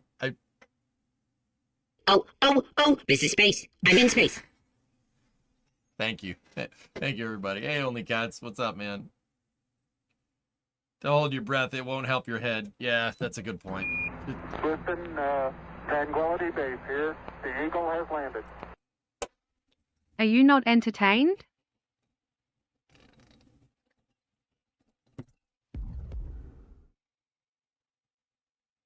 I don't think you're happy enough. Oh, someone brought up happy, happy, joy, joy. This is your old pal, Stinky Whistleteeth. This is a song about a whale. No! This is a song about being happy. That's right. It's the happy, happy, joy, joy song. Throttle up. Fishboy with 27 months, thank you. I don't think you're happy enough. That's right. I'll teach you to be happy. I'll teach your grandmother to suck eggs. That's very funny. A horsefly marrying a bumblebee. I didn't shoot, but you didn't believe me. Why didn't you believe me? Dude, Ren and Stimpy's still funny, and I'm not gonna even sit here and pretend like it doesn't make me laugh still. Squig, bacon wrapped Advil. I'm in. Let's go, dude. Is this how I ask questions? Yep. Yep. He's losing it.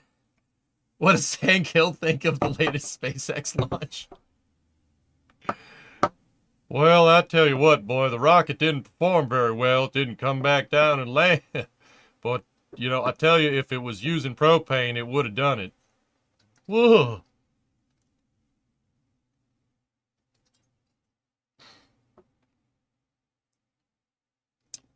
No, that ain't Barney. Cal, want to know how cool my parents are? My parents, when I was younger, they didn't let me watch Barney. You know why? Oh, this is space. I'm in space. Not because of that. Do you know why? They told me that Barney was a communist. True story. I'm serious. They didn't like Barney. They said, so, you know, they didn't want me watching Barney. So they were like, no, don't watch Barney. He's a communist. I'm like, I really wish I was kidding about this. But no, that happened. And so I, you know, watched Ren and Stimpy instead.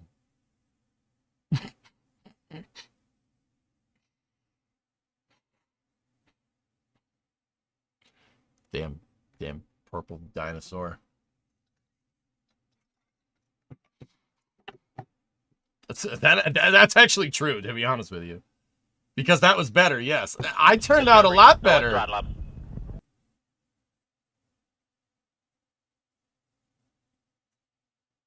Ish. Oh, hey, Mom. What are you saying? What are you saying? I can't believe you just told them that. Is it not true? Why? You afraid of the truth, Ma? Huh?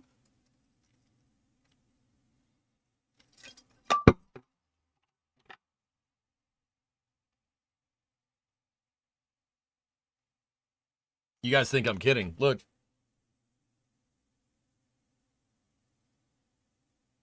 Oh. Nope.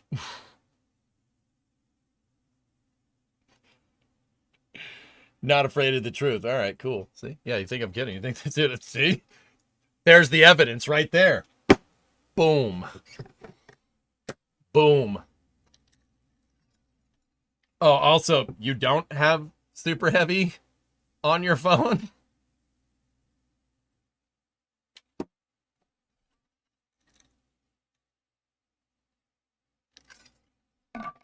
Burps, what the hell is that emote, dude?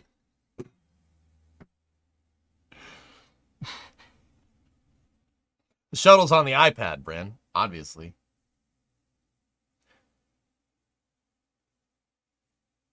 Mom, the YouTube chat says hi, by the way. Now, Ma, we're in Wazoo. It's in Beecham County, Alabama, Ma. No, it's not going good. We've been arrested. No, Ma, we didn't do it.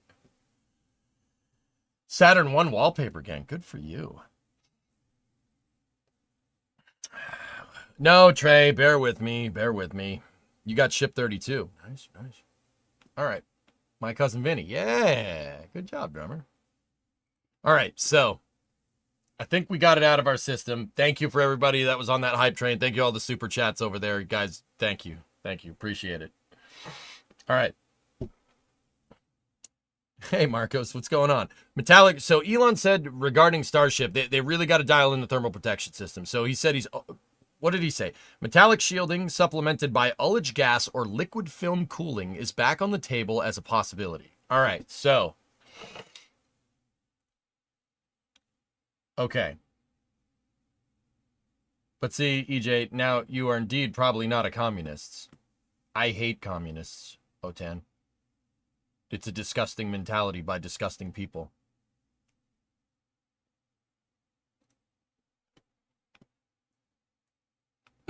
Okay, anyway, moving on. Also, Barney is one of them. Thanks for all the teaching. No problem, Kirok. My pleasure. So, metallic shielding.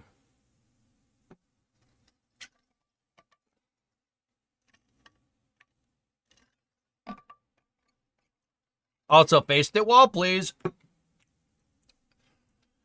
Metallic shielding supplemented by ullage gas or liquid film cooling is back on the table as a possibility. All right, so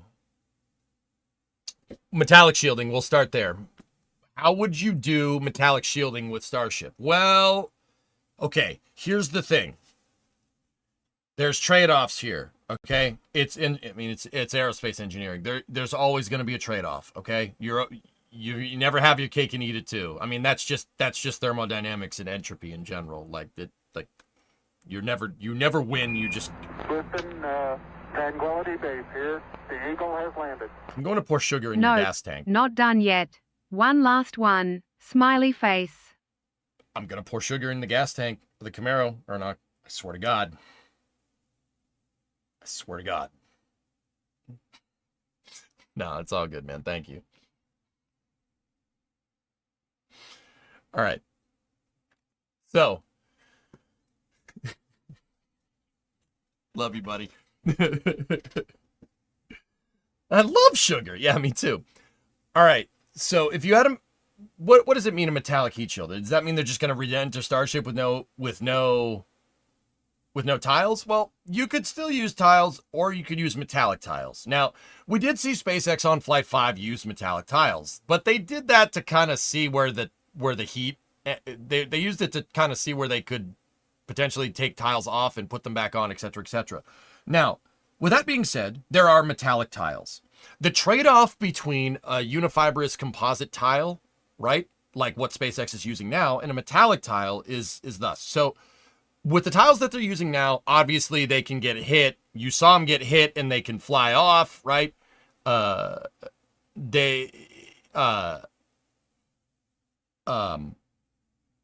If they get damaged, it's a real pain in the butt to pop it off and put another one back on, right? But they're more or less pretty simple. Right now, it looks like they got a cilia fiber backer with a mechanically adhered tile. Like the tiles like kind of press on almost.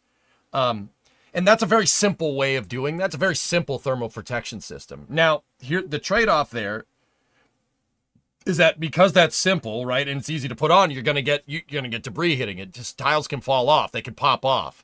That has to do with, there's a couple of other things that it has to do with, but the adhesion mechanism is a really big thing. Are they glued?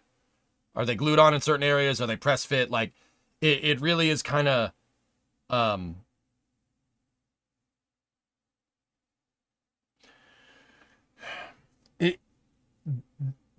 the tile-based system that they're using now is easy to put on, but it's hard to maintain. That's the problem that basically they had with the space shuttle. Now, if you're using a metallic tile, so what does a metallic tile look like? What are we even talking about here? What are they just going to make a block of metal and just attach metallic tiles? You could do that, sure. There have been different designs for a metallic tile over the years. Okay, Aqualex, you're gonna like this. I'm gonna find the PDF here.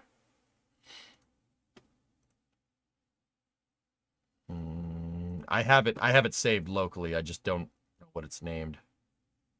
No.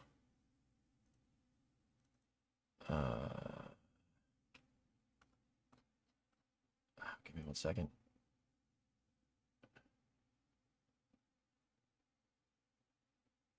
Nope. Please hold. I gotta find it.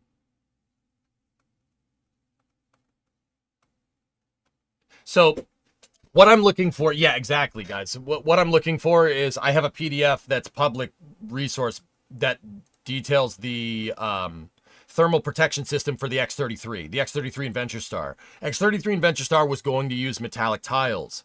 I just got to find the dang PDF. That's the right one. What's this one?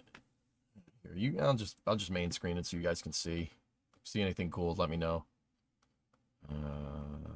Warning, there's some math in here. No, that doesn't detail the design, I don't think. What about this one? Aerothermal test thermal protection systems. Bingo. I think we found it. All right, here. Bingo. There it is. So look, those are metallic tiles. Now, with the metallic tiles, they're a lot harder to put on because they all bolt in, right? Or I mean, SpaceX could weld them in, right? But the trade-off here with a metallic tile system is that the metallic tile system's the best. Metal's the best heat conductor around. Really, really, really, really good. Like, it's fully reusable. You never, like, if something bumps into it, it's metal, right? You don't need to worry about that, right? So how the Venture Star was going to work is if you look, the tile has basically a forward-facing plate, the outer edge of the tile, right? They have the outer edge of the tile, and then there's kind of like a heat sink looking thing behind it, right? That's the encapsulated insulation. So basically what Venture Star and what the X-33 were going to do is have a tile that is a titanium plate. That's what these are. It's a titanium plate, right? And then it has cilia backing behind it, all right?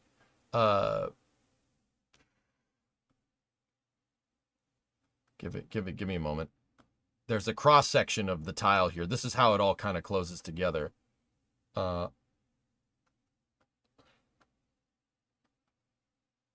Pictures and diagrams.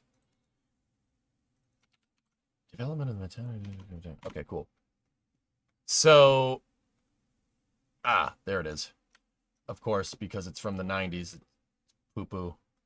Poo-poo picture. There it is. Okay. So check this out. You have a titanium faceplate, and then you have alumina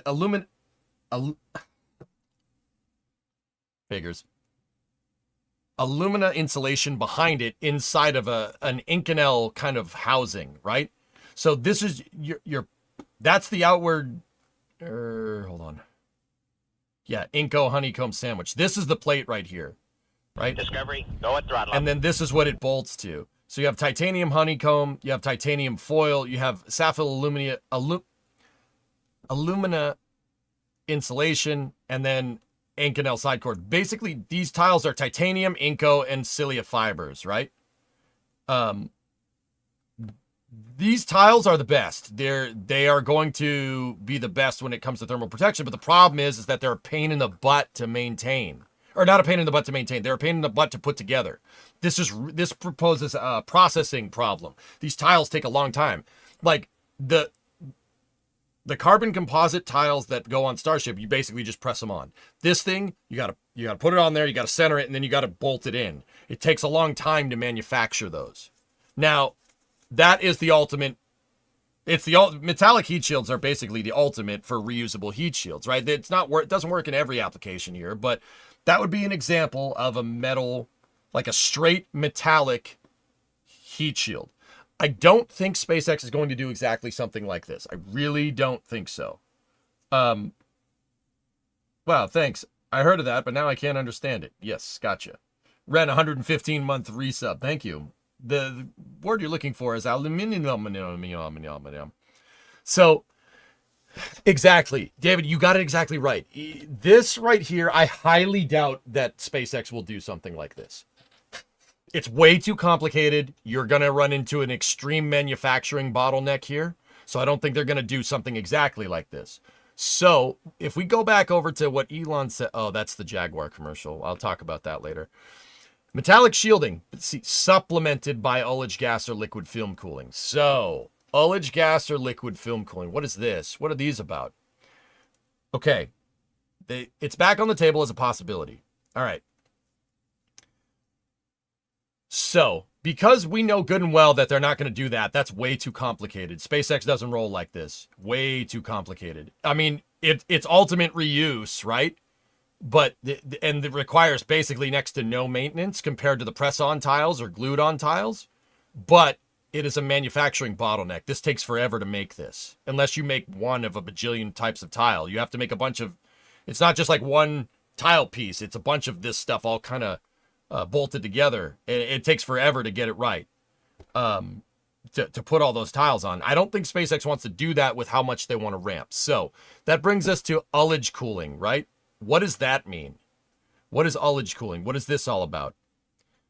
So they say ullage gas or liquid film. All right, so let's start with ullage gas.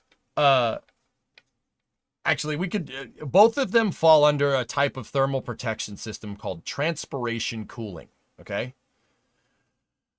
What the hell is transpiration cooling? Transpiration cooling is what happens when you basically are, for every type of it's basically the vehicle sweats. That's the right way to say it. It sweats. You can make the vehicle have pores and have it sweat out stuff. When you sweat, if you're like doing work and you sweat, it's your way of keeping yourself cool, right? It's your body's way of keeping yourself cool.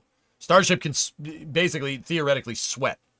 Now, why? Why would you do this, and where would it be applicable? How do you do this? Well, okay, in order to understand why and where you do transpiration cooling, we need to understand a little bit about thermal protection systems in general, okay? So, the tiles that SpaceX are using, okay? The tiles that they're using are designed to absorb a certain amount of heat, but they're designed to absorb a certain amount of heat, but even then, they have a critical mass. They can only absorb so much heat before they pop off or something, right? Or they conduct the heat into the stainless steel, which is basically what we saw with Ship 31, right?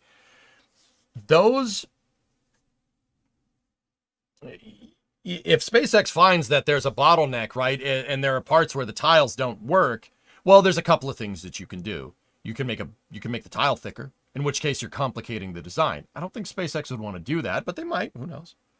Now, the tiles they're designed to just straight resist because they're basically all a heat sink. They're all heat sinks. They're designed to it's what's called a passive system, a passive thermal protection system, right? Now, they're basically designed to absorb all the heat and just keep going, and then they shut off all the heat once you're done doing reentry, which is what the Starships have been doing for the most part, except for the parts where they get burned through. Now, you understand that makes sense. It just absorbs all the heat, right? Now you're getting into active systems, okay? Or at least semi-passive systems. So there's something like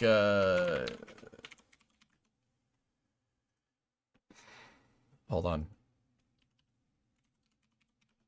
Now we get into something called ablation, all right? So ablation, or like a semi-passive heat shield here, like on Dragon, all right? Look. And I swear, this all has to do with film cooling, but you have to kind of understand the logical progression here, okay? This is what we've been using for a long time. Now, what does this do? What does a heat shield actually do? And why is it important? Why do we use this way? Well, one, we use it because it's simple, right? The tile is a little more complicated than this. What this heat shield is designed to do is burn off during reentry.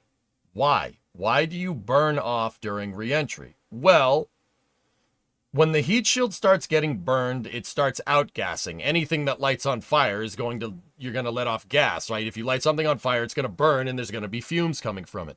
The quote unquote fumes from this heat shield film cool the outside of this. They film cool and they protect it. They provide what's called a thermal medium for the capsule, all right? So,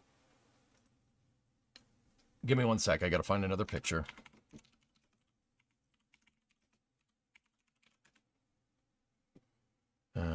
Give me a moment. So here we go. This is what we want right here. Give me a second.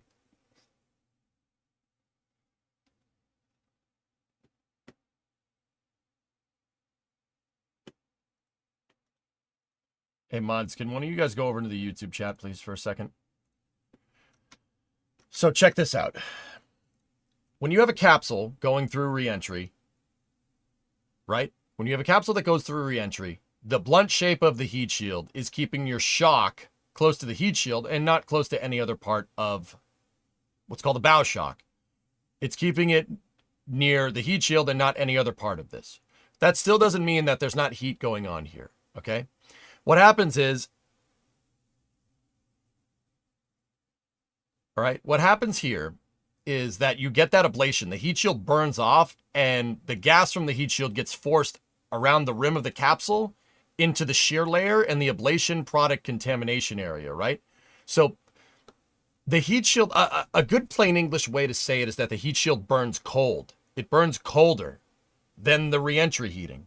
So the reentry heating's heating up the heat shield's burning off, and the fumes that come out of the heat shield get stuck in the shear layer, right? And there's a cool column of gas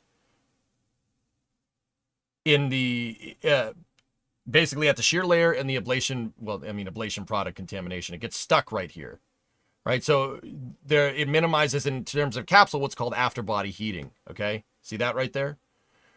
So the heat shield burns, the gases get forced over the rim of the heat shield, and there's a cool column of gas around the capsule, around the part that's important, right? Now, okay.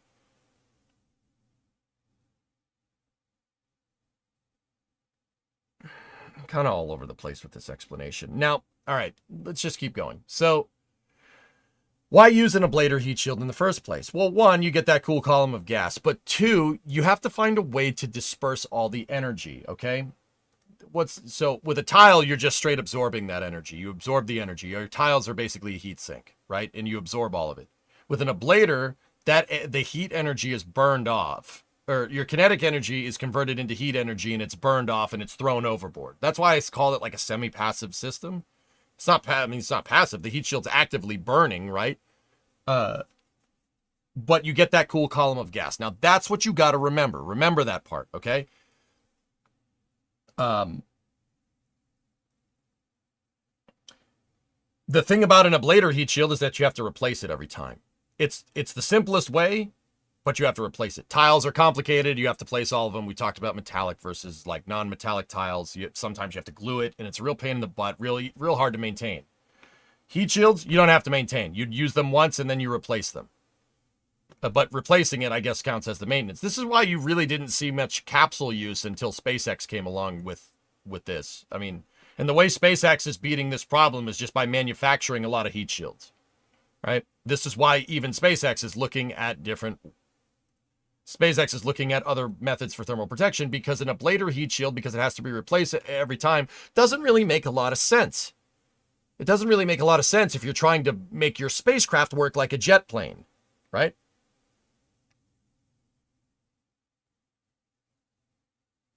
But what if you could have kind of best of both worlds here, right?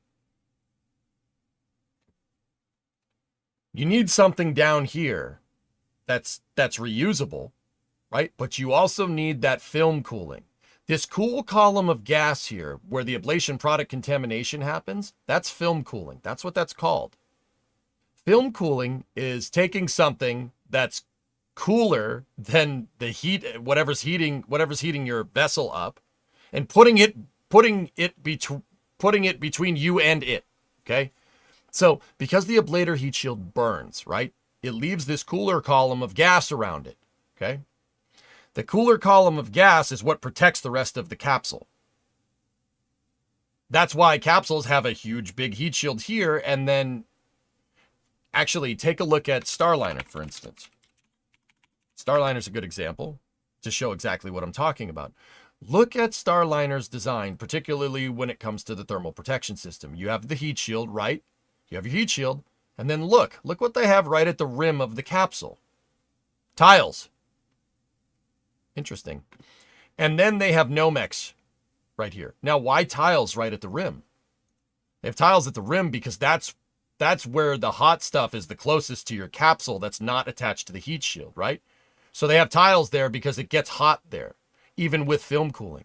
But the film cooling basically makes it so the rest of it, you can have a simplified thermal protection system over the rest of the capsule, right?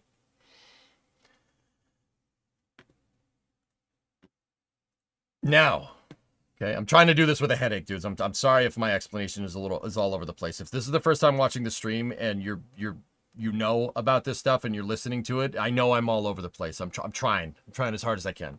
All right, so that's what film cooling does. It is a cool column of gas. It's a thermal medium between the hot stuff and you that basically absorbs all the heat. It basically keeps the heat away. It's a boundary that keeps the heat away. Now, Himmel, hey, 8-month resub. Thank you very much. So the entire problem is heat management. Yeah, exactly, Trey. When you go through reentry, you're going to... Coffee helps when my brain hurts. I'm already a gigantic cup in, Fifi. Like, this is not a small coffee mug, right? And I don't want to drink more coffee at 8 o'clock at night or else I'm not sleeping, right? Now, okay, so that's what you got to understand. That's what film cooling is. It's putting something between the hot stuff and you, or whatever you're trying to protect. Here's an interesting thing. In rocket science, it's not only applicable to capsules, okay? There are capsules and heat shields, etc., etc. There are other instances of film cooling. Here, check this out. So, we all like the Saturn V, right? Everybody likes the Saturn V. Saturn V first stage, pretty dang cool. Pretty cool. You ever notice the Saturn V's exhaust? Saturn V first stage engines look a little weird, don't you think? The exhaust coming out of them is very weird looking. Why? Here. You know what? I'm using this as an excuse to watch. Hold on. Give me 1 second.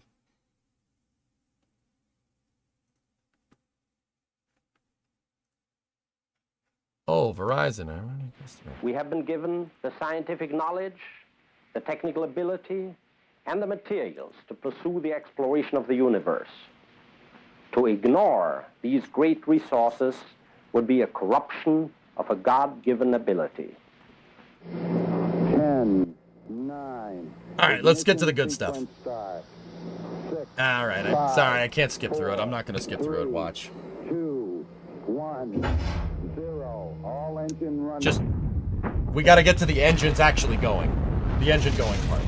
Now, if you notice, there's a lot of black smoke around. Fuel rich. Because kerosene.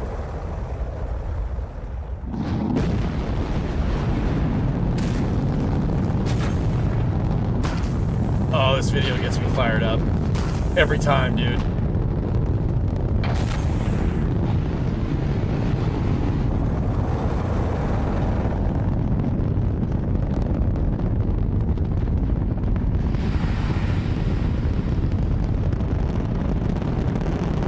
Oh, freeze it, tank.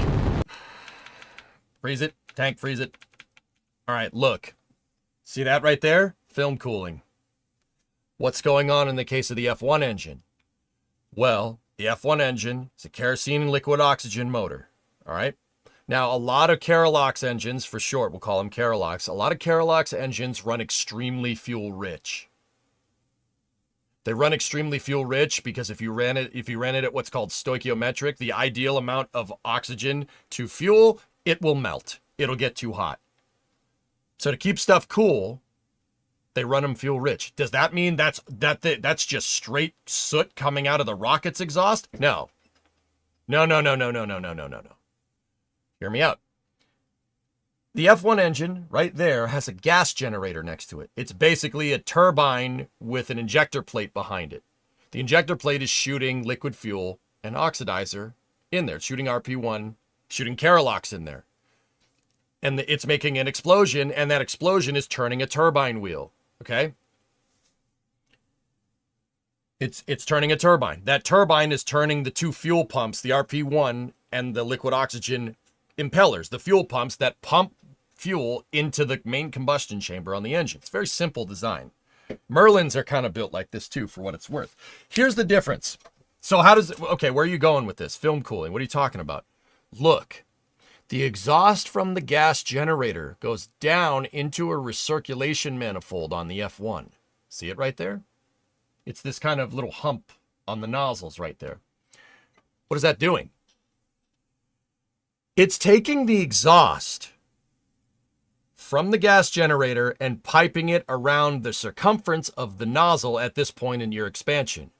And what that does is provide a cool column of gas on the inside rim of the nozzle between the extremely freaking hot explosion that's coming out of the combustion chamber and the outer nozzle wall.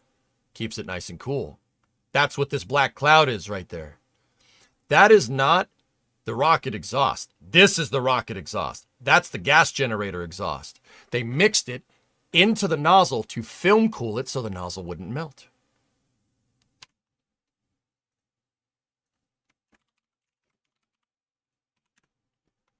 Another engine does this that you might know. Merlin vacuum. That does that. See? Same idea right there. Now, why did SpaceX do this on their upper stage engines and not the first stage engines? Well, simplicity of design on the first stage engines, because you needed to make more of those. There's 9 of those, 1 of these. Make sense? They did it here to help to film cool basically the nozzle. The nozzle on the Merlin vacuum is huge. It's actually like as big as the Saturn V's nozzle almost. It's close. It's not exact. So what they're doing is they're film cooling the nozzle. They're film cooling the nozzle because the passive thermal protection systems on the nozzle, basically it's made out of a metal alloy that radiates heat because you can't convect heat because there's no gas up there, right? And they have a gas generator going into it to keep the hottest parts of your nozzle nice and cool. Notice how this part of the nozzle never heats up. Well, that's because it's being film cooled. The gas turbine, the gas generator exhaust is being dumped into a manifold, and it's keeping the hotter parts of the nozzle nice and cool.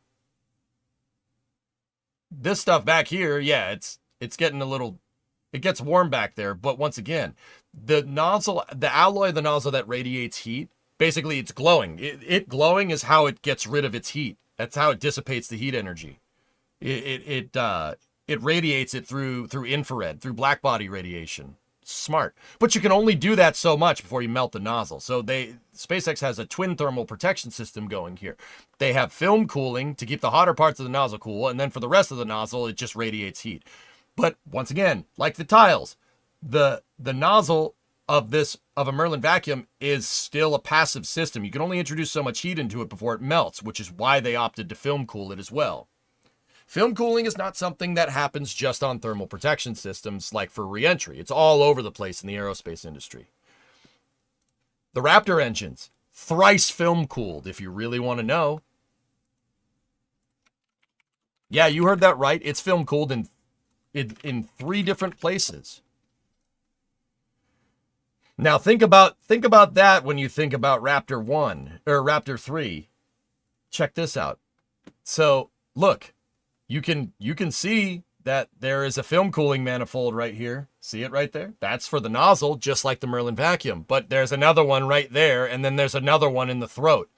Raptor is thrice over film cooled to keep it freaking cool because of the insanely high chamber pressure that gets involved. There's a really, really hot explosion happening inside of this motor. It's film cooled in the combustion chamber, it's film cooled in the throat, and it's film cooled in the nozzle. That was the only way to do it. It's the only way you can maintain that full flow stage combustion. Now think about that. Think about that when you look at Raptor 3. Plumbing looks quite simple. That motor has one of the most complicated plumbing diagrams of any rocket engine, and that's how it looks. That's one of the other reasons why Raptor 3 is insane. Okay, just on a side note. Nope, I'm in the middle of something. I'm in the middle of this, Ponesister. Do not interrupt me. I'm having trouble focusing because my head is bumping. I feel like I headbutted a brick wall, or I got slapped in the face with a cinder block. Just give me a second. Just give me a second, man. just give me a second. So, film cooling doesn't just happen with heat shields. It happens in rocketry all the time. It's basically putting something cooler between you and the hot stuff or whatever you're trying to protect. Could be a rocket nozzle, could be a capsule. There is one other example.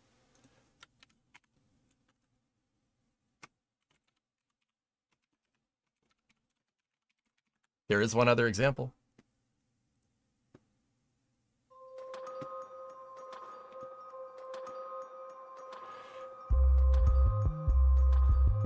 There is one other example.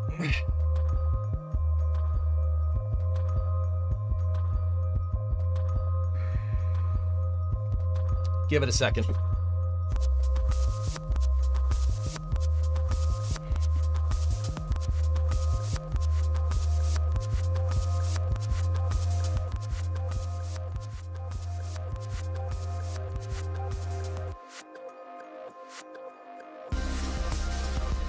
Just wait for it. Just wait for it. No, that's not film cooling. That's just cool flow interaction between first stage and second stage as the first stage boosts back. Here's the part I want to show you. Right there. That's film cooling. How the heck is that film cooling, EJ? What are you talking about? This is the entry burn for a Falcon 9. The entry burn is shooting rocket exhaust out the business end, at the end that's flying first. It's shooting rocket exhaust out, right? And pushing your reentry heating away and enveloping the entire Falcon 9 in a nice cool column of gas. Does this sound familiar? No, not that one. Does this sound familiar? The entry burn, supersonic retropropulsion, is using the rocket's exhaust as your heat shield. If you look at that footage, that looks like a heat shield. The way that the plume is shaped looks like a heat shield. That's film cooling too. Fight plasma with fire. It pushes the bow shock of Falcon 9 coming back through in entry. It pushes the bow shock far enough away because there's rocket exhaust coming out and it keeps coming out because the engine is firing. Pushes the bow shock far enough away. Pushes your bow shock far enough away not to melt anything down at the bottom and gives the vehicle a nice cool column of gas. It does exactly what an ablator heat shield does with no ablation. Interesting, right? Pretty cool. So abandon the belly flop and land butt first. No, not necessarily. Right? Here, there's actually another better video that I know of off the top of my head.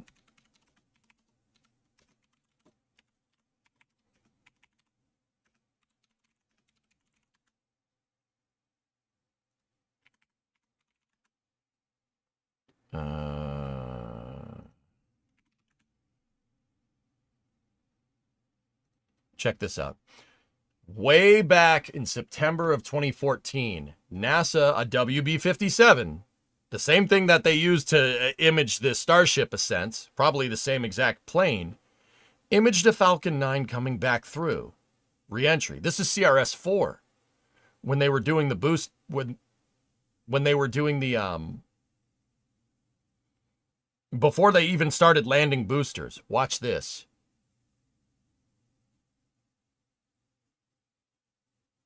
Here is some good thermal imaging of supersonic retropropulsion. This is one of the ways that NASA helped SpaceX get so dang good at doing this whole Falcon 9 thing. They helped them a lot in the early days. Here, watch it when it goes to burn. So right before the burn happens, you could see, look, the shock is not that far off from the vehicle. It's just basically leaving a trail, looking like something that's going to re-enter. Now watch, look. There's your cool column of gas right there. Powered flight through Mars-relevant retropropulsion regime. Look at that. The scale on the right, Kelvin, I think.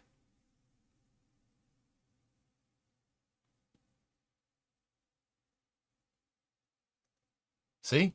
There's your supersonic retropropulsion. That's film cooling too. So, Now you know about ablation. Now you know what tiles do. Now you know what film cooling is. Film cooling, the plain English way of saying it, is putting something between you and whatever's hot to make sure that that absorbs the heat and not you. Okay? So, metallic shielding supplemented by an ullage gas or liquid film cooling is back on the table. Now, so that's a metallic shield with stuff getting pushed over the metallic shield. So, ullage gas or liquid film cooling. What does this mean? So what would you do with this thing? What is ullage gas, in case anybody's wondering? In rocketry, right? When a rocket stage fires, okay, you have your fuel and you have your oxidizer tank on top of each other, right? Give me 1 second. I'll show you guys there's a good diagram here. So look at Starship look at the diagram that they have on the left. You have your fuel and your oxidizer tanks. Fuel, oxidizer tank. Now, see there's an open cavity right there. And as the vehicle goes up higher, now they don't show it. Of course they don't show it. As the vehicle goes up higher, you're draining liquid out of this tank. But you got to remember, in order to get the right feed rates and right head pressure in your pickups right here, to get the right pressure to feed into the rocket engine turbo pumps at the right flow rate, you need something kind of forcing that thing down. Now, gravity is what usually does it, right? Gravity will help, but also you have to maintain the pressure in the tank if you want to maintain the right head pressure for your liquid fuel. So what rockets often do is pump gases into the tanks. They pump gas into the tanks to make sure the delta P on the tank doesn't move that much.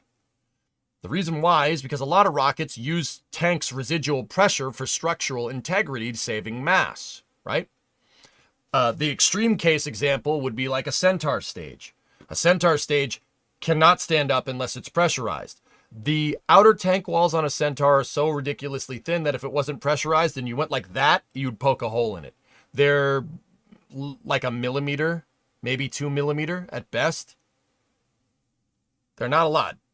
It's thinner than a dime, than a US dime, if you've seen a dime before. So rockets need pressure to stand up straight, and they need pressure inside of their tanks to maintain structural integrity. That's really, really important, or else it'll crumple like a beer can. Actually, if I had a soda can around, I'd use that. That's about the thickness of a Centaur tank wall. Yeah, an aluminum can. That's about the thickness. It's about that. Maybe just a little bit thicker. Now, okay. So you need pressure inside of the tank. So rockets need to pump gas in. So what does Falcon 9 use? Falcon 9 has helium tanks, and the helium tanks pump helium into Falcon 9's tanks. As the fuel drains, helium gets pumped in, maintains the pressure in the tank, maintains the right feed, maintains the right head pressure for the right feed flow rate for your turbine impellers. Still working through this headache, dudes. Now, okay.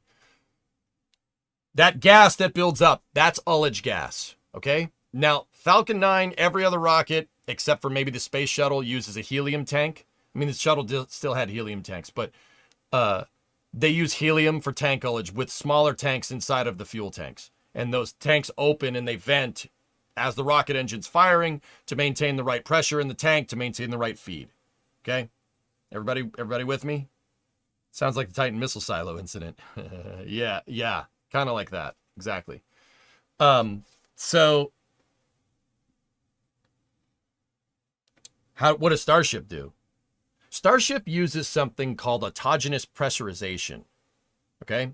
The rocket engines, the Raptor engines themselves. Remember those things that I told the Raptor engines that I told you about that seemed super complicated, right? No, I don't know where I put the pictures of those things right there. They're like thrice over film cooled and ridiculously complicated, and it looks ridiculously simple. A Raptor engine, because it uses a full flow stage combustion cycle, okay? There is a point where you have gaseous methane and gaseous oxygen, and they meet each other, right? And when they meet each other, that's when they go into the main combustion chamber. But there's a point in the full flow stage combustion cycle where you have gaseous methane and gaseous oxygen. There's a tap off at those points in the Raptor engine's plumbing, and those lines go up the side of Super Heavy or Starship, right? They go up the sides of Super Heavy or Starship, and they repress your tanks. So Super Heavy and Starship use gaseous methane and gaseous oxygen as their ullage gas to keep the pressure constant in the tanks. See those lines right there on the side of Super Heavy? Those are your AP lines. And remember, I said almost every prior launch vehicle uses helium instead of autogenous pressurization. There's only one that doesn't.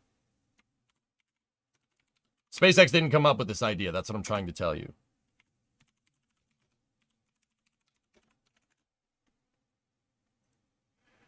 The space shuttle was the first one to do it. Take a look at this picture of the external tank in the VAB. See the gray lines on the side? They look very, very, very similar to those lines on the side of Super Heavy. Check it out. Space shuttle was the first one to do autogenous pressurization. There's your GOX line, gaseous oxygen line, and then there's your HASGAS GH2 line right there. Note that the HASGAS, the GH2 line, goes to the top of the hydrogen tank, and the GOX line goes to the top of the oxygen tank. Pretty straightforward. Everybody got that? Ullage gases. Now, because the ullage gases came from the rocket engine, are they cold? Well, yeah, of course they're cold. But they're sitting in a tank with cryogenic propellants. So it's possible, in terms of Starship, going back to over here, it's possible to have ullage thrusters or just an ullage vent in the right spot to film cool your metallic thermal protection system. Now, I know what people are going to say. Well, EJ, if they do that, don't they run out of tank ullage? And won't your rocket crumple? Yeah, it's possible. If your engines keep firing, sure. As long as your engines are firing, you can maintain ullage gas. In fact, Starship needs to dump ullage gases. The Raptor engines actually generate too much. They need to dump ullage gases.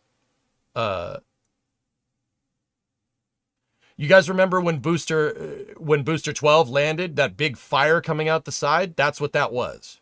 They're dumping excess ullage gases, and the ullage gases were lighting on fire. Fun fact. I'm trying to see if there's a point where we can spot them dumping ullage. Oh yeah, here, check this out. Watch.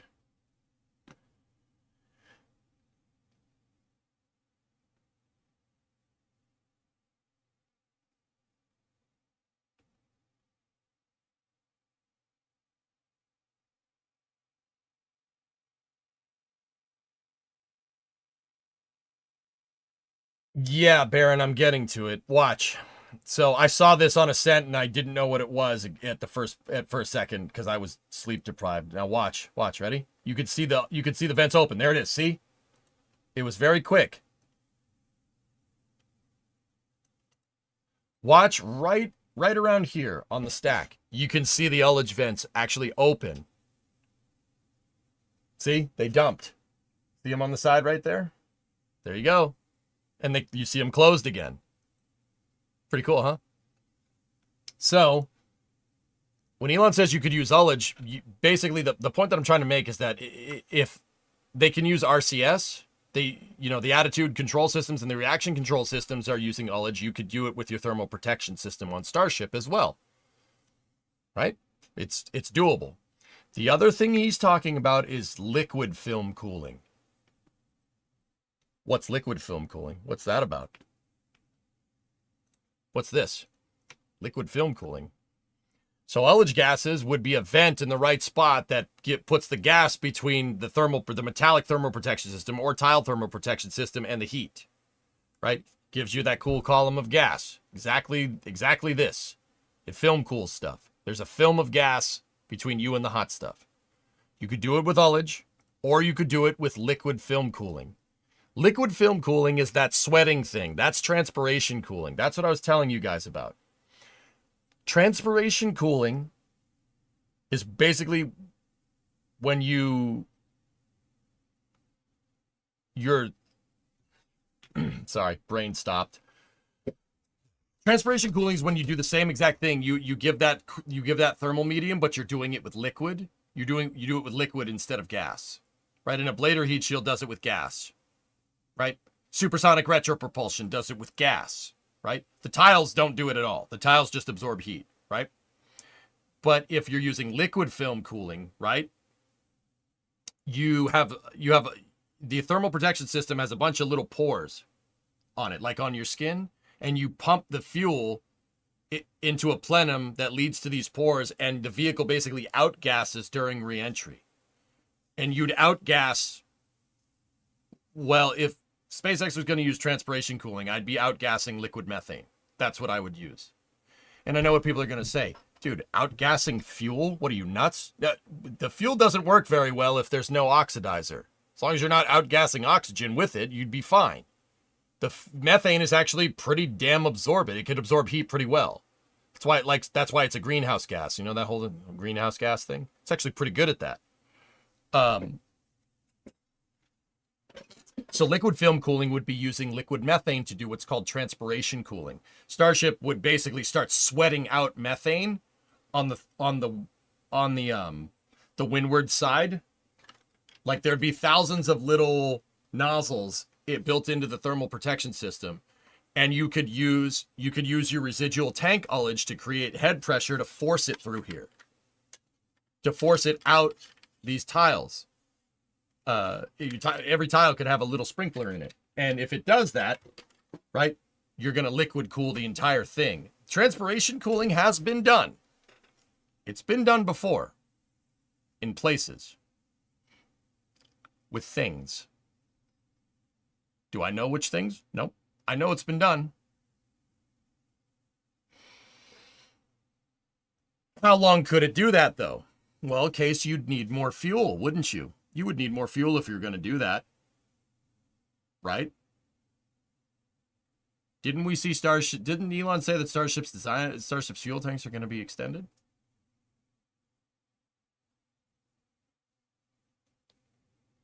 Places. I've seen it done in places. That's all. Seen it done in places. I don't know what places, but I've seen it done in places. You'd have to carry more fuel. But see, here's the thing.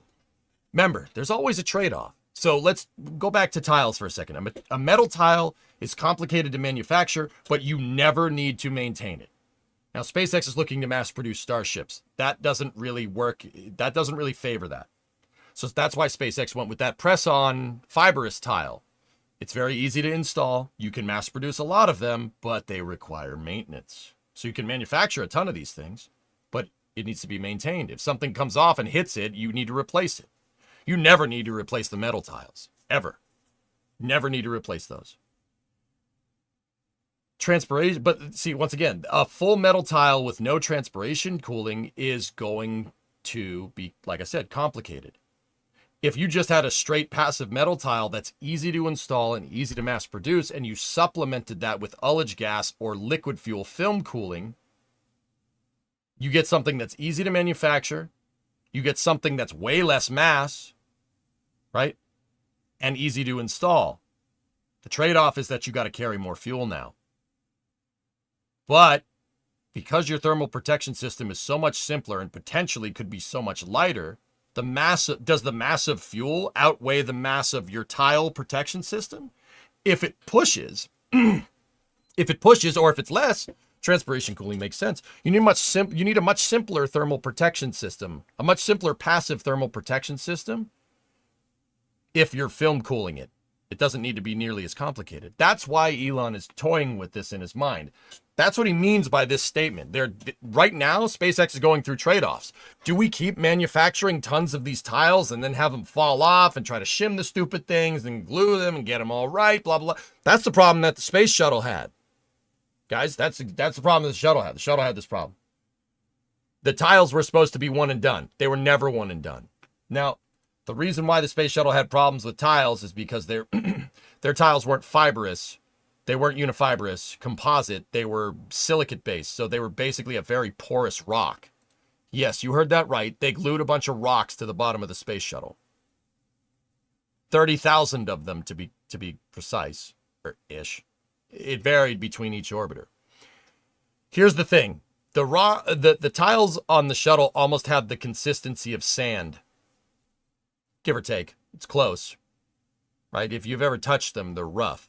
Right? It feels like sticking your hand in sand. Right? Very good at absorbing crazy amounts of heat. Very good at it. Picture a beach in your head. What's happening? You have sand, you have the water, you have the waves crashing onto the sand. What does the sand do? It absorbs all the water. Sand's really good at absorbing water. So were the shuttle's tiles, so much so that they couldn't get the water out. And it turns out that the adhesive that they use to glue the tiles to the skin of the orbiter is water soluble. Whoops! Didn't think that one through. Hey, rather be flying an X-Wing with a $20 super chat. Mrs. X-Wing here, 18-year paramedic, recommends pain meds, lots of water, electrolytes, and putting your feet in very hot water. It helps with the pressure in the blood vessels. Boba Fett, dear, you're no good to me. You're no good to me, dead. All right, X-Wing, will do. I got the fluid intake on lock here. Thank you very much. Doesn't plasma like to stick to non-smooth surfaces?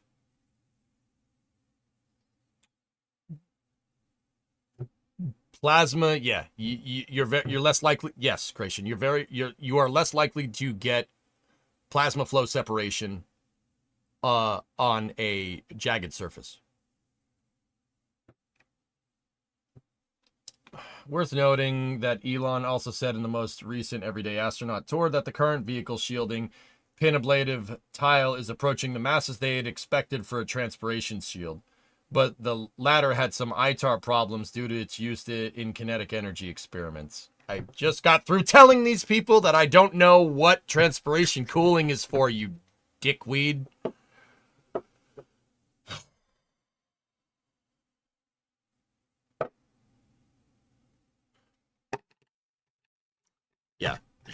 Yeah, there you go. Nukes, guys.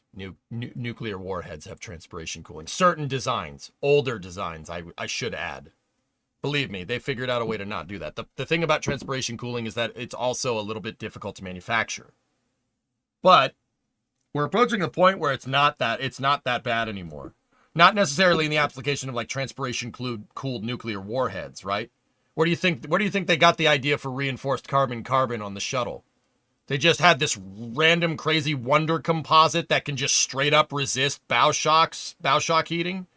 And oh yeah, let's put that on the shuttle. It's fine. Yeah, where do you think they came up with that? Older ICBM designs have transpiration cooling, guys. Old ones. Very old ones. They have other ways of doing it now. Now, with all that being said, yeah, transpiration cooling might be a little bit difficult to manufacture it correctly. But if done right, yeah, you can simplify the mass of your heat shield because you're simplifying the mass of your heat shield and you're replacing it with fuel. I said other things use it, Creation. We don't need you. Are you guys thick? You guys thick? I don't want to talk about this. I don't need people showing up at my house, okay?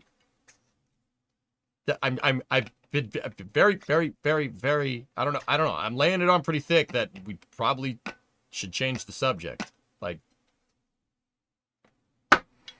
hello? Read the room, man.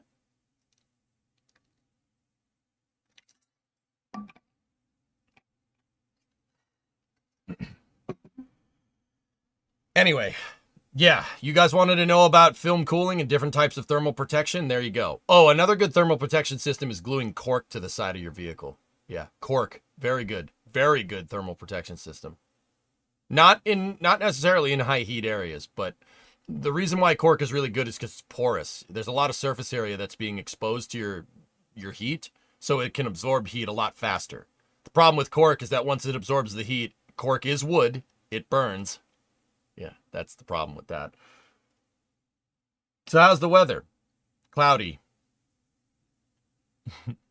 So, ship 26, huh? I don't know. I like, you know what, X-Wing? I was thinking about it. I hate Ship 26 just because Kevin incessantly likes it so much. And I've decided that that's probably not a healthy thing to hate something that somebody likes a lot. But it's Kevin, so sorry, Kevin. Sorry. Yeah, they're scrapping it onwards and upwards. If anybody thought Ship 26 was sacred, you're crazy. SpaceX scrapped SN-15, a Starship that flew. Nothing is sacred in Starbase. Scrap it all, you know. Stoke have an interesting heat shield design. Stoke's heat shield is liquid fuel, is liquid film cooling. Yeah, that's a good point. That's a good point to bring that up. I've got a couple picks that I think you and chat would like, Pi. Oh, all right.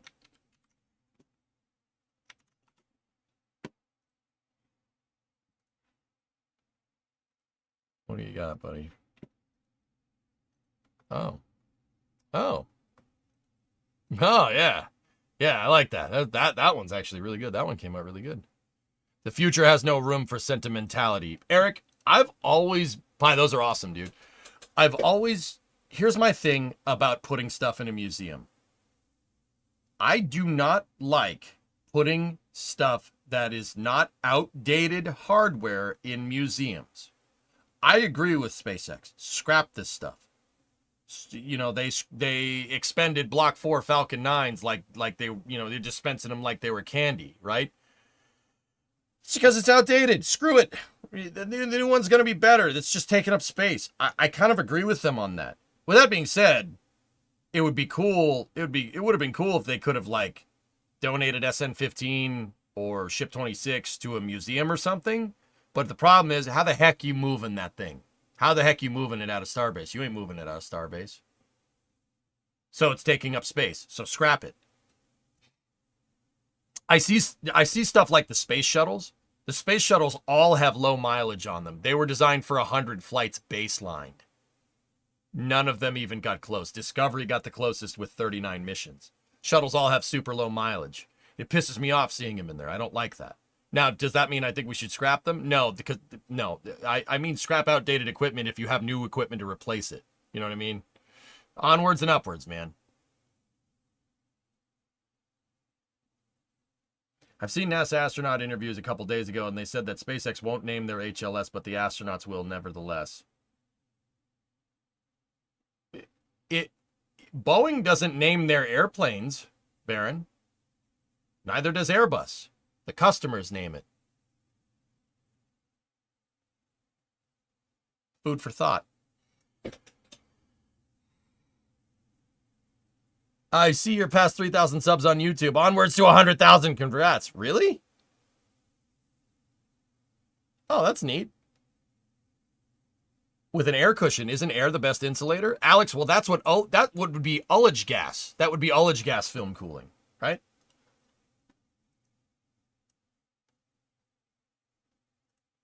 By the way, they have white tiles now, mostly used in the vehicle nose. You guys have been really, really trying to get me to see this picture here.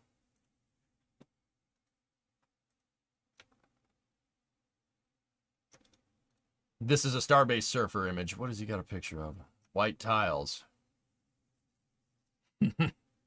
Look at the thickness on those tiles. Cough, Dreamliner, cough.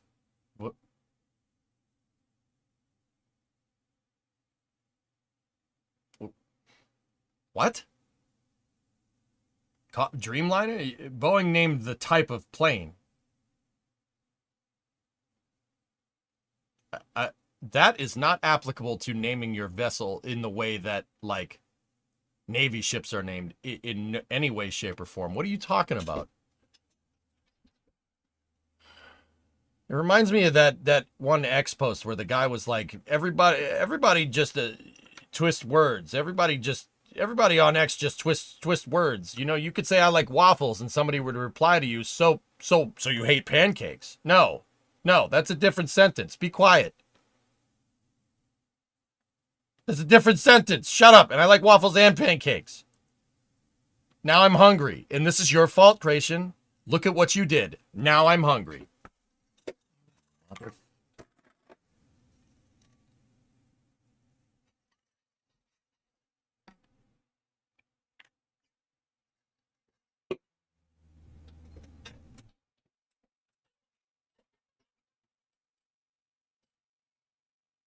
You just hate chat, or me. Probably just you. Yes.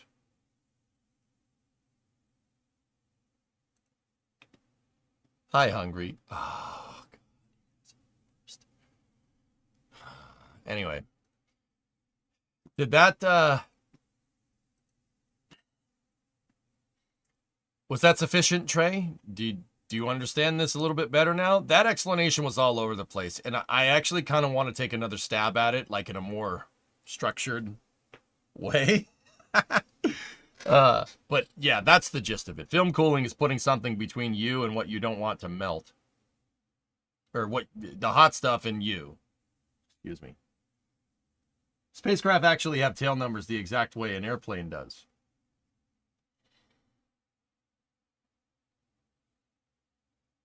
I know. I got the memo. Do SRBs have ablators too? It's a good question, Trey. What do you think? I'm serious. Think about this for a second. An SRB. So let's take the Saturn V's engines. The Saturn V engine would use the gas generator exhaust to film cool the nozzle to keep it cold. Right? You don't have that with an SRB unless you're using a hybrid, in which case that would work more like an afterburner. Spraying oxygen into the nozzle probably is not a good idea. How would you do it?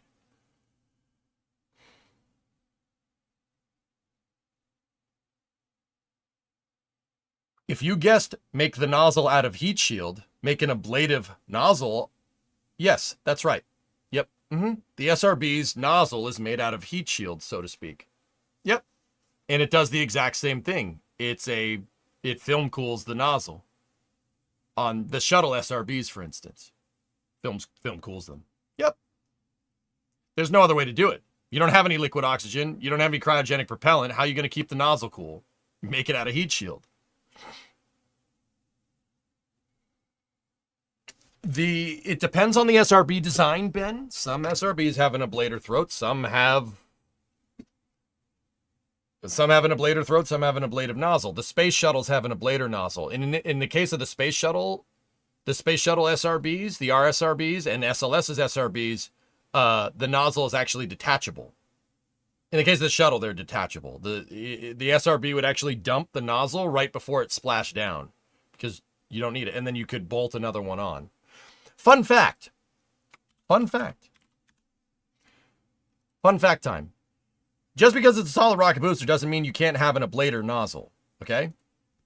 Anybody know what that is? Just don't look up here. Anybody know what that is?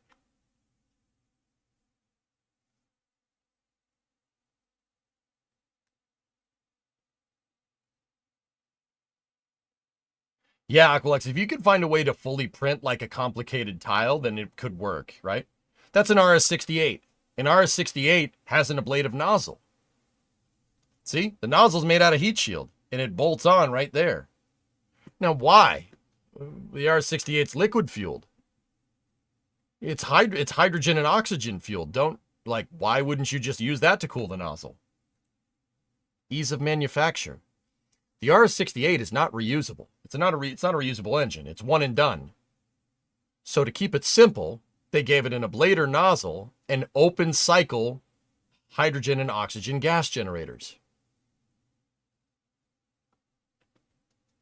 Hydrogen fuel pump gas generator over here, oxygen fuel pump gas generator over here, dump from the hydrogen, dump from the oxygen. Ablator nozzle keeps it nice and simple. So yeah, you could use ablator. You can use ablator nozzles because you need to, like an SRB, or you can use an ablator nozzle to keep the cost down. Keep the cost down on an RS-68. You get the idea. Yeah, was that good enough for explaining thermal protection systems, guys? Any other questions? RS-68 chamber pressure's good. Concur. You bet. We don't need any more of these. You have to get to a Starship launch. Starship and beyond. You have to get to a Starship launch. I just got home from watching my first ever flight and I bawled my eyes out. I'm going for Flight 7, guys. I really don't have a choice. Chat decided to give me money with the explicit purpose of buying plane tickets to go down there. I think I'll drive down there. What, you don't want to see me? You want to see me stream driving all the way from here to Starbase? I'll do it. Or we can just buy plane tickets. Whatever you want. The orange plume on the R68 is a great giveaway for ablative cooling. Hydrolox is usually clear. Yep.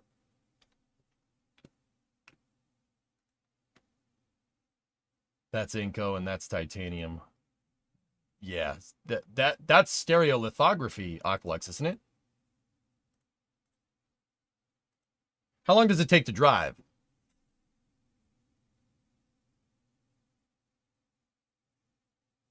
40 hours, maybe? 48 hours? Selective laser... Oh, laser sintering. 3D printed. Even better. Nice. What's further? You drove from LA to Brownsville and it took you 3 days. I am further away, I think. Very dangerous if you drive... What do you mean? What do you mean, very dangerous? Fine, I'll just fly down, whatever.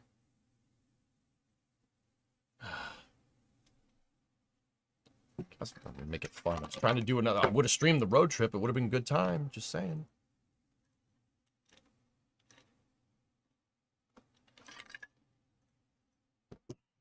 But yeah,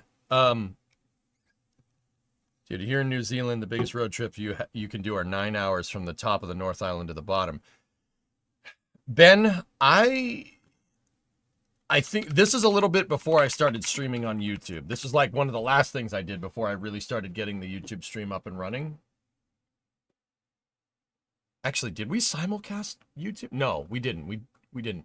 So, Ben, 9 hours, huh? From... Where are you? From there to there, about 9 hours. Okay, not bad, not bad, not bad. I drove from here, from San Diego to the Space Coast. Actually, Ernock did the driving. I was doing the streaming.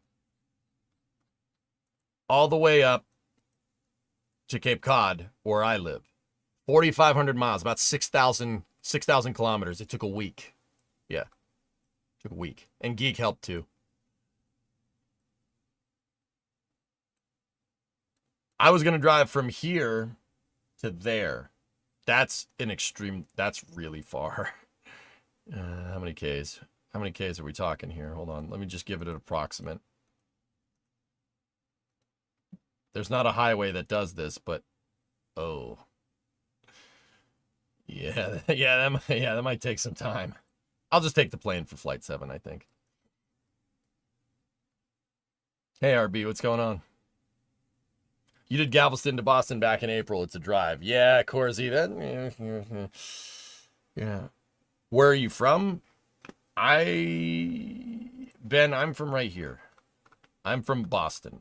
Boston. Your Mustang suspension will literally die on Highway 4. Who said I'm taking the Mustang? Bro, I know good and well. I know good and well what Boca Chica does to vehicles. So maybe I should take that one. That's got heavy duty suspension in it. You should drive in my summer car. I don't have a 76 Datsun to do it.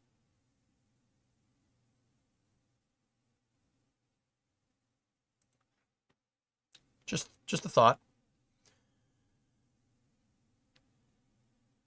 It'll never make it.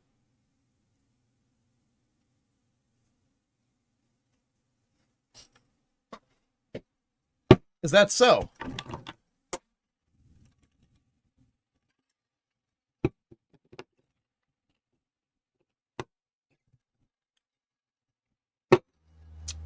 Oh, yeah? I've been across the U.S. twice on Amtrak. It was 3.5 days either way.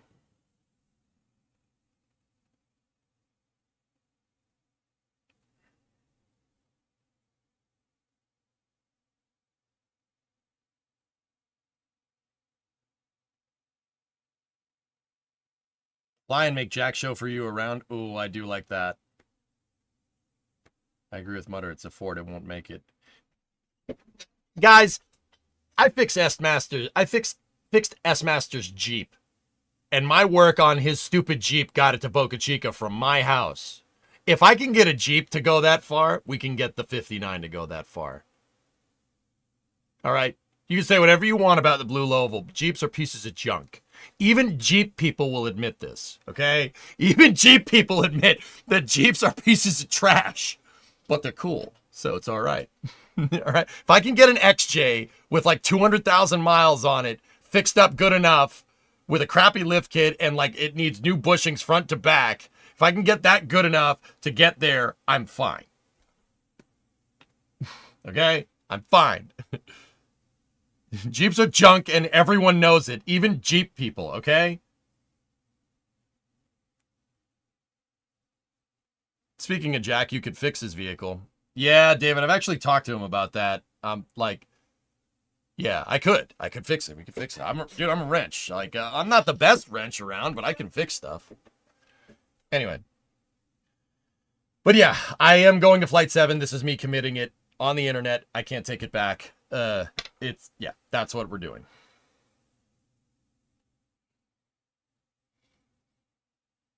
As a former Jeep owner, I can confirm it was junk. As long as it's not a Wrangler.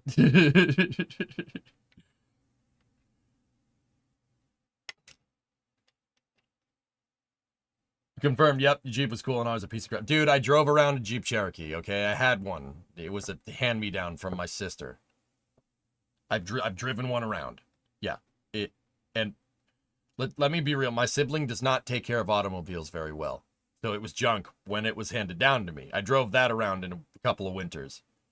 It's cool, but it's a piece of junk. Why not wait till Flight 8 for booster and ship? Why not both?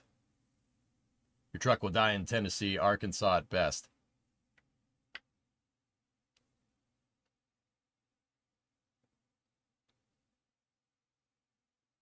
Oh, I'm gonna prove all of you motherfuckers wrong. I'm gonna prove all you sons of bitches. You're all going down. In 2025, I'm gonna do it. I'm gonna prove all you wrong. Prove every single one of you wrong. I'm not driving for Flight 7, but we'll do this now. We've been challenged. The gauntlet has been thrown down. Okay. Don't take the bait? What do you mean don't take the bait? If I win, I get a picture of my truck at Starbase next to a Starship. No. I have motivations here. There are reasons to want to do this.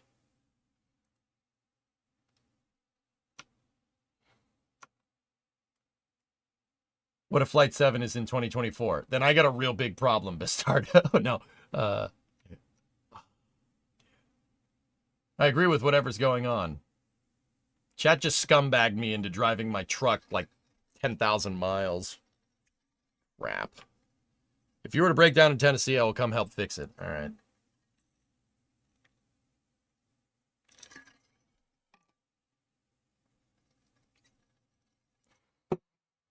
You brought it up first. Yeah, but you brought it up last. All right? You brought it up last, man.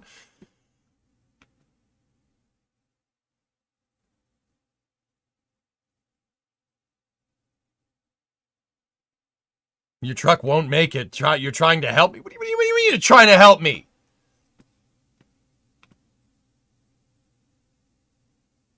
I advise you to watch from Rocket Ranch.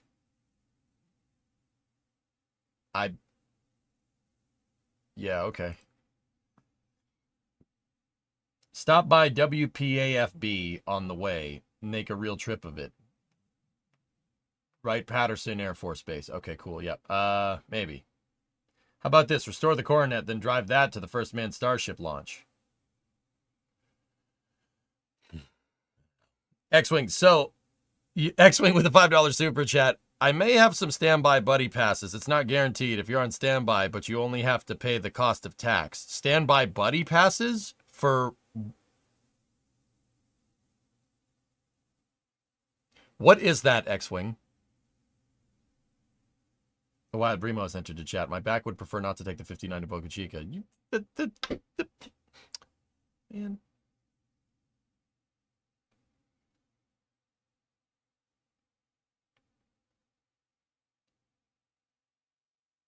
Don't do it, Gary? Oh, it's for a plane standby buddy passes. No, chat. No, I've been compensated with the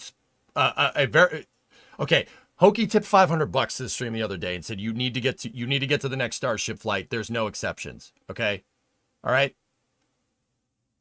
I'll just buy the plane ticket. Don't worry about it. Even Brimo's on your side now. Brimo didn't want to do Route 154, and she got a wedding ring out of it. All right, so she could stay negative all she wants. She likes road trips. Okay. Okay.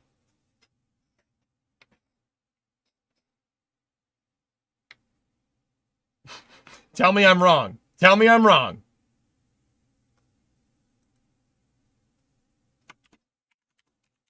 I'll think about it, Gary, okay?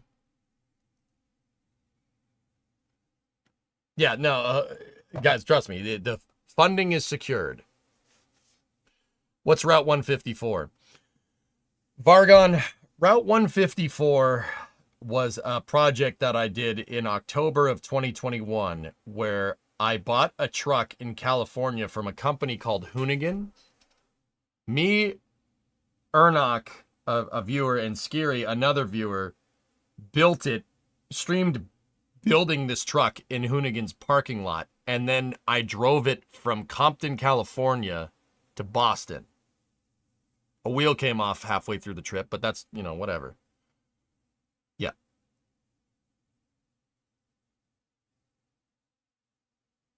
If you plan to drive, or when it breaks down, you better have a tow package with a trailer. You guys suck.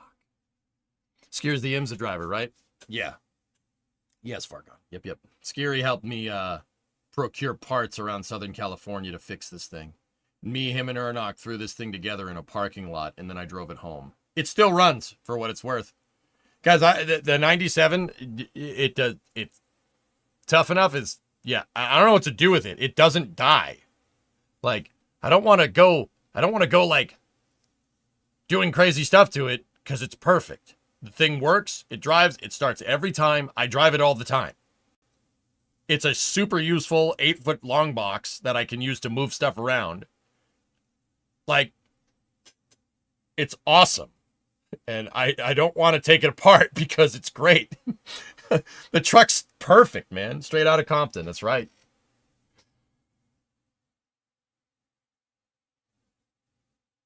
Undercoat it and get a plow. It's a 4x2 gaw. No.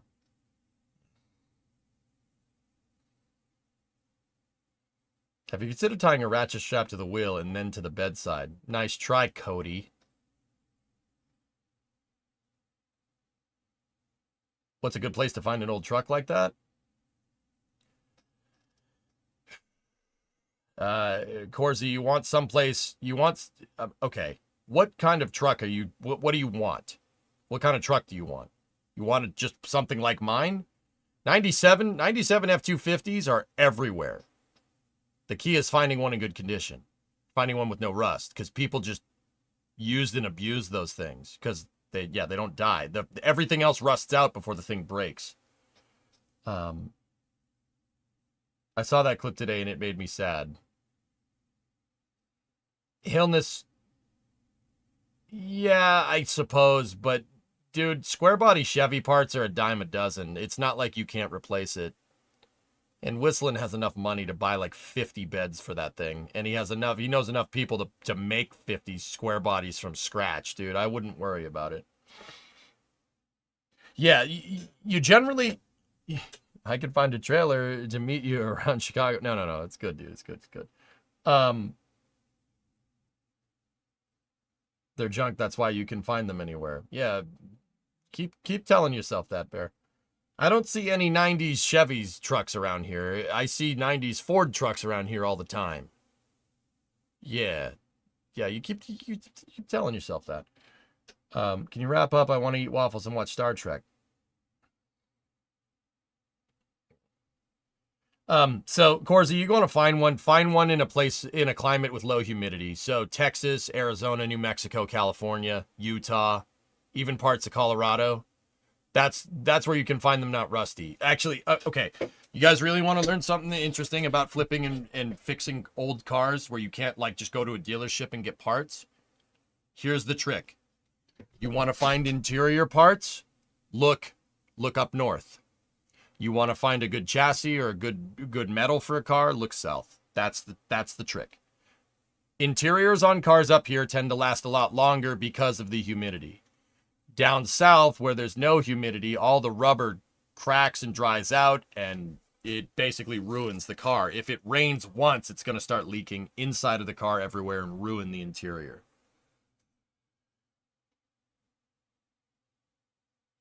You drive an 87 Chevy? Square bodies are great, Lloyd. Those are amazing trucks. And I'm saying that as a Ford guy. But, yeah. Wasn't there Blue Origin news?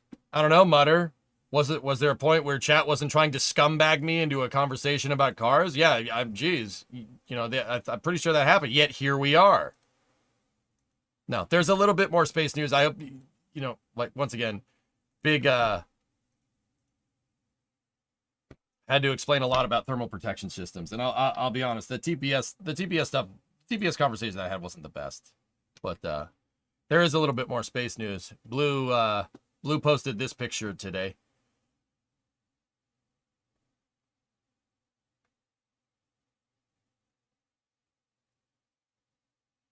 Nice pie.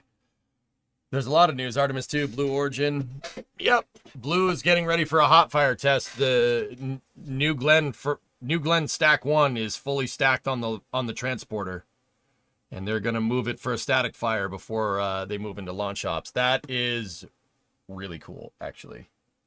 If there wasn't so much Starship stuff happening, that's pretty awesome. Yeah.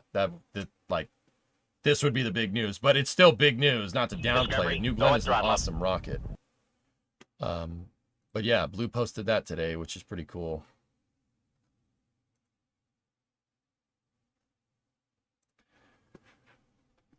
Yeah, there's a little bit more. I probably should have led with this stuff, but my head is killing me. If we want to, you know what? I might do another Space News recap just to go over everything again, kind of better. But anyway, this is coming from NASA. This is coming from Kennedy Space Center. The first segment for the SRB has been stacked on the mobile launcher. This is the first piece to this is the first piece for Artemis 2. That's an SLS stack. There's going to be another. Then the next piece that they're going to put on is the aft segment SRB, and it's going to go right here. Hey, Dankaroni, Tier 1, 6 months in advance, 39 total. Thank you very much, dude. I appreciate it. Did they get the water deluge paperwork taken care of? Oh, I didn't even get to the FAA stuff.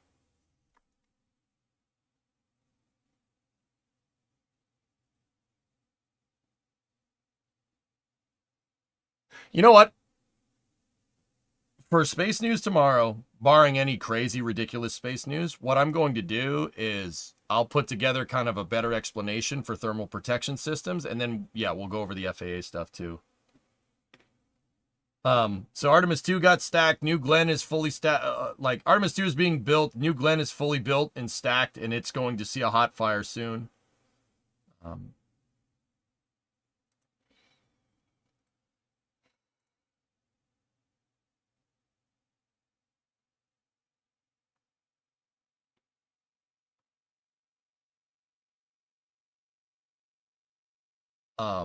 Did you hear that Roadkill is being canceled? Yes.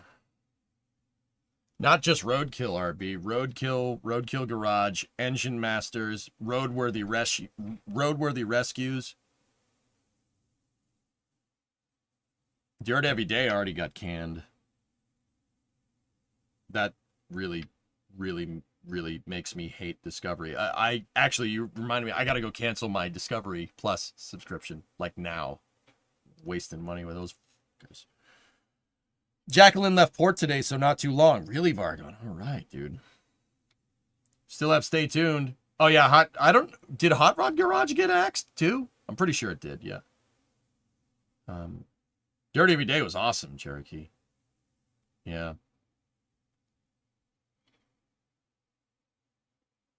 More like Discovery Minus. Yeah, right? Yeah, that's... Dude, they suck.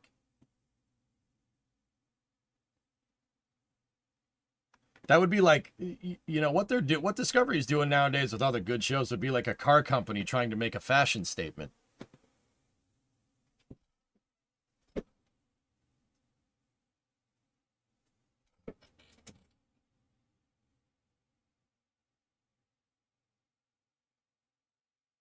Oh, I just had that open. I just had this tab open. Yeah. No.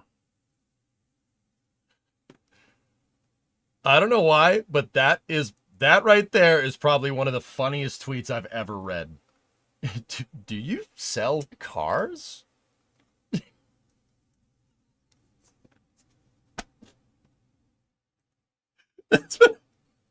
That's sorry. Dude, I saw that on stream yesterday. I cracked up. That's really funny. Do you sell cars? What do you do?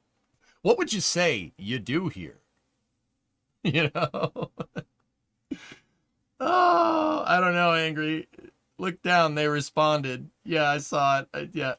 Yes, we'd love to show you. Join us for a cuppa in Miami on the 2nd of December. Warmest regards. Oh, he said yes. That makes it even better. He's like, yeah, I'm going to show up. Hey, whatever they're doing, it worked. It got Elon Musk. It got Elon Musk. Just saying, man. Like, maybe there's something to that, you know? Oh, man, that's funny. Do you sell cars or, task failed successfully? Yeah. Oh boy. That's the whole point, Ben. It's called that type of advertising. Okay, hold on. Let me just make sure I'm using.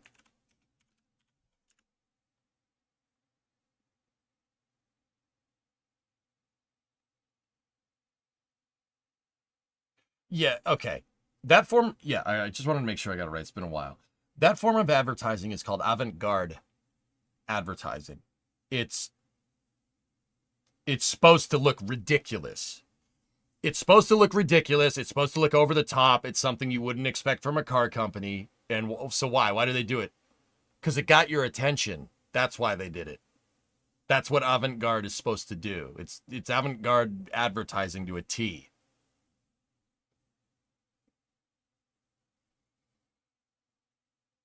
Does Discovery have anything that's even worth watching anymore? Yeah, I don't care. I don't, even if it did Hellfish, I'm canceling it. Roadkill is. I own the Coronet because of that show. Because of Roadkill episode 40.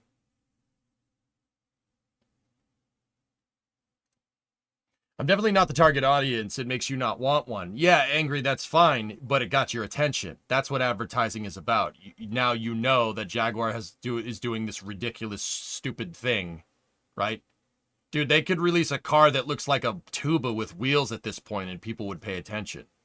That's what avant-garde advertising is supposed to be. It's so bad, it's good. For them, at least. I personally think their car is probably... The new Jaguars are probably just going to look like a...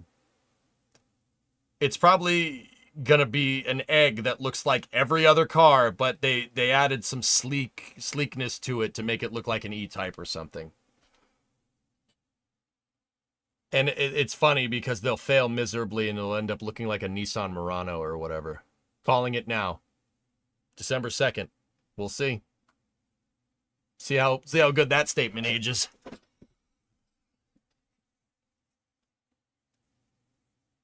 If it doesn't make you buy it, it makes you talk about it and someone else you talk to might, right? That's the point.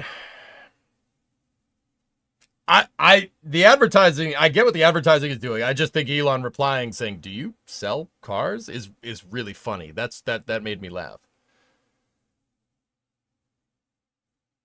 The Nissan Juke. Yeah, exactly. It's gonna RV, exactly. It's gonna look like a Nissan Juke with a Jaguar logo on it. Calling it now. I'll get back to you. We'll see.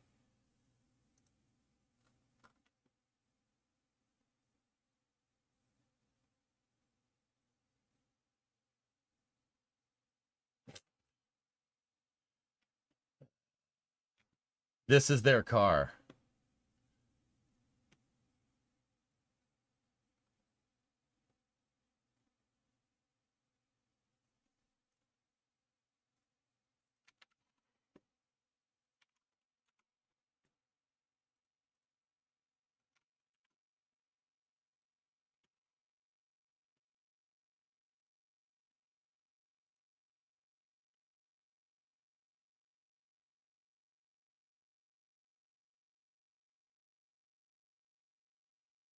All right, Trey, gotta hop off. I'm going to apply for a NASA internship. Wish me luck. Sorry my explanations about thermal protection systems weren't the best today, dude. My head's still killing me, but yeah. Yeah, if you have any questions about that stuff, yeah. Jaguar sus, saw it vent.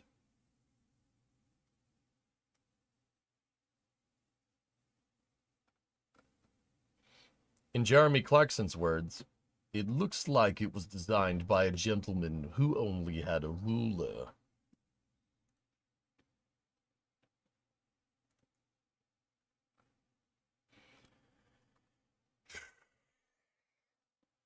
Oh, you know what we didn't get to? I didn't get to going over this stuff. These renders. We'll do that tomorrow, dudes. Yeah, we'll do that tomorrow, and we'll talk about more stuff from there. That looks like the side of a Jetsons toaster. Should have rebranded it to Jag. Drop a Jag. Yes, Jag.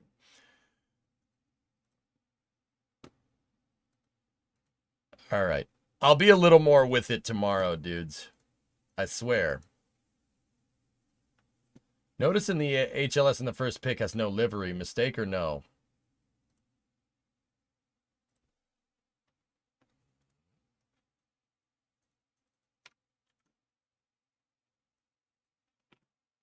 Yeah. Well, isn't that the one that they had their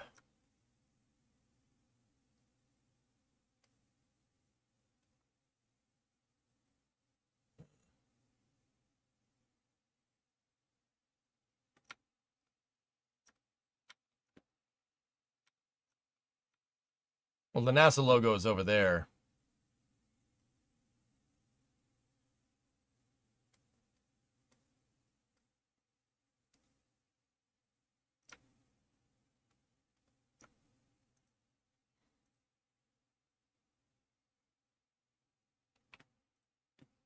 That one has a ton of windows. That one just has one set of windows and a NASA logo. And they're still on board with the these thrusters here. Of course, it's number 42. Yeah.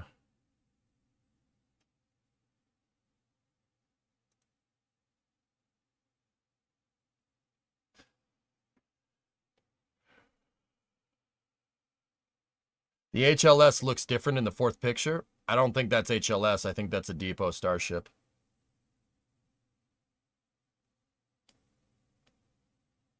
The one with a lot of windows is the Enterprise Edition. It's the sustainable, reusable version of HLS that's for like post Artemis 5.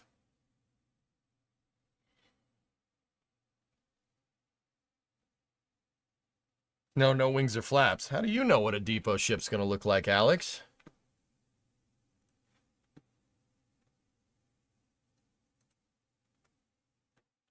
Seriously, I'd really like to know. Like,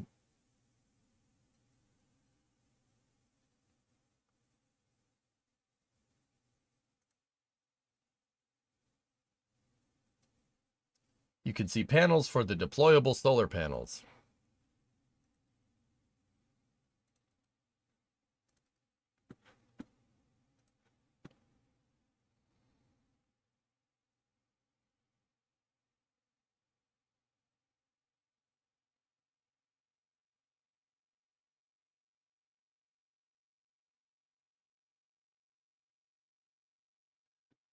Dude, you know what? Yeah, I mean, you guys might be right. I don't know, but I'm more interested in this. Look at that. How they're docking these things together. Those look like Falcon Heavy, the arms on Falcon Heavy that attach to the side boosters.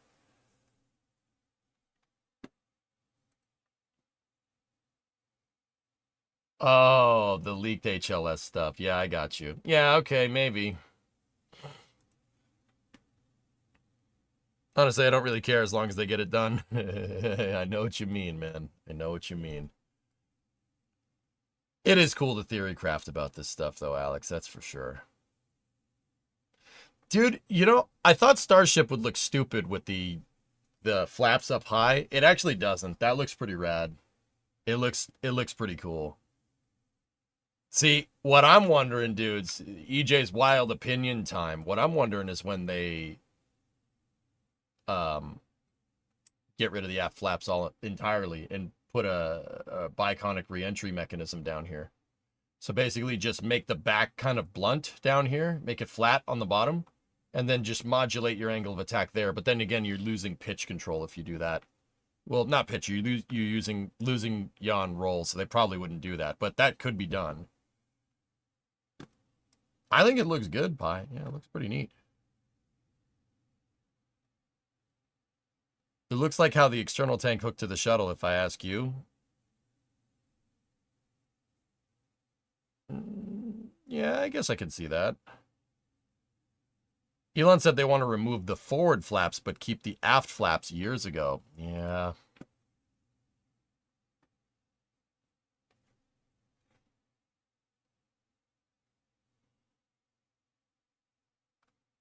Yeah. All right. Well, we'll theory craft more about this tomorrow, dudes. I think I've gotten us through about 9 hours of streaming. My head is killing me right now. And I even took Advil. It's not getting better. So I'm gonna stop it here. I hope you guys enjoyed the Starship 6 recap, even though it was kind of discombobulated and all over the place. Thank you for all the super chats, dudes, and thank you for that sub train that came through. Appreciate you guys, even though you sub trained it to spite me, I guess. I mean, I'm not upset, but either way. I hope you feel better. Enjoy the explanations. Yeah, no problem, Tenacious. Guys, my head is only killing me because I decided to not sleep for 2 days. Well, I didn't decide it. That's just kind of how it went. I did not sleep from Monday morning to Tuesday night.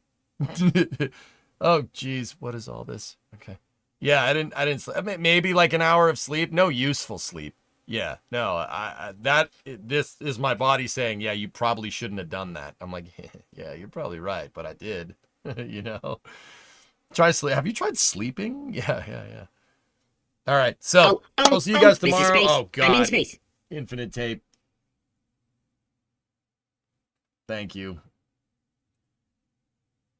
Thanks, guys. Yeah, no, it's been fun. It's been fun, but there will be plenty more stream tomorrow, and yeah, it'll be good. So we got more of, we got to figure out that the engines with the Pillar of Autumn, and then I'll try to have a more syndicated response or like explanations for thermal protection and stuff, tomorrow. And then we'll talk about all the different Starship variants too, and Blues Hotfire and Stacking Artemis if you guys are interested in that kind of stuff. So thanks for streaming. I've been working and missed literally everything. I hope you feel better. Omaticus, yeah, I'll be good. Raid Kai? I'm not raiding Kai. Dude, would he even notice? I'm just going to pop off, dudes. I'll see you guys tomorrow. Thank you very much for watching. Have a good night.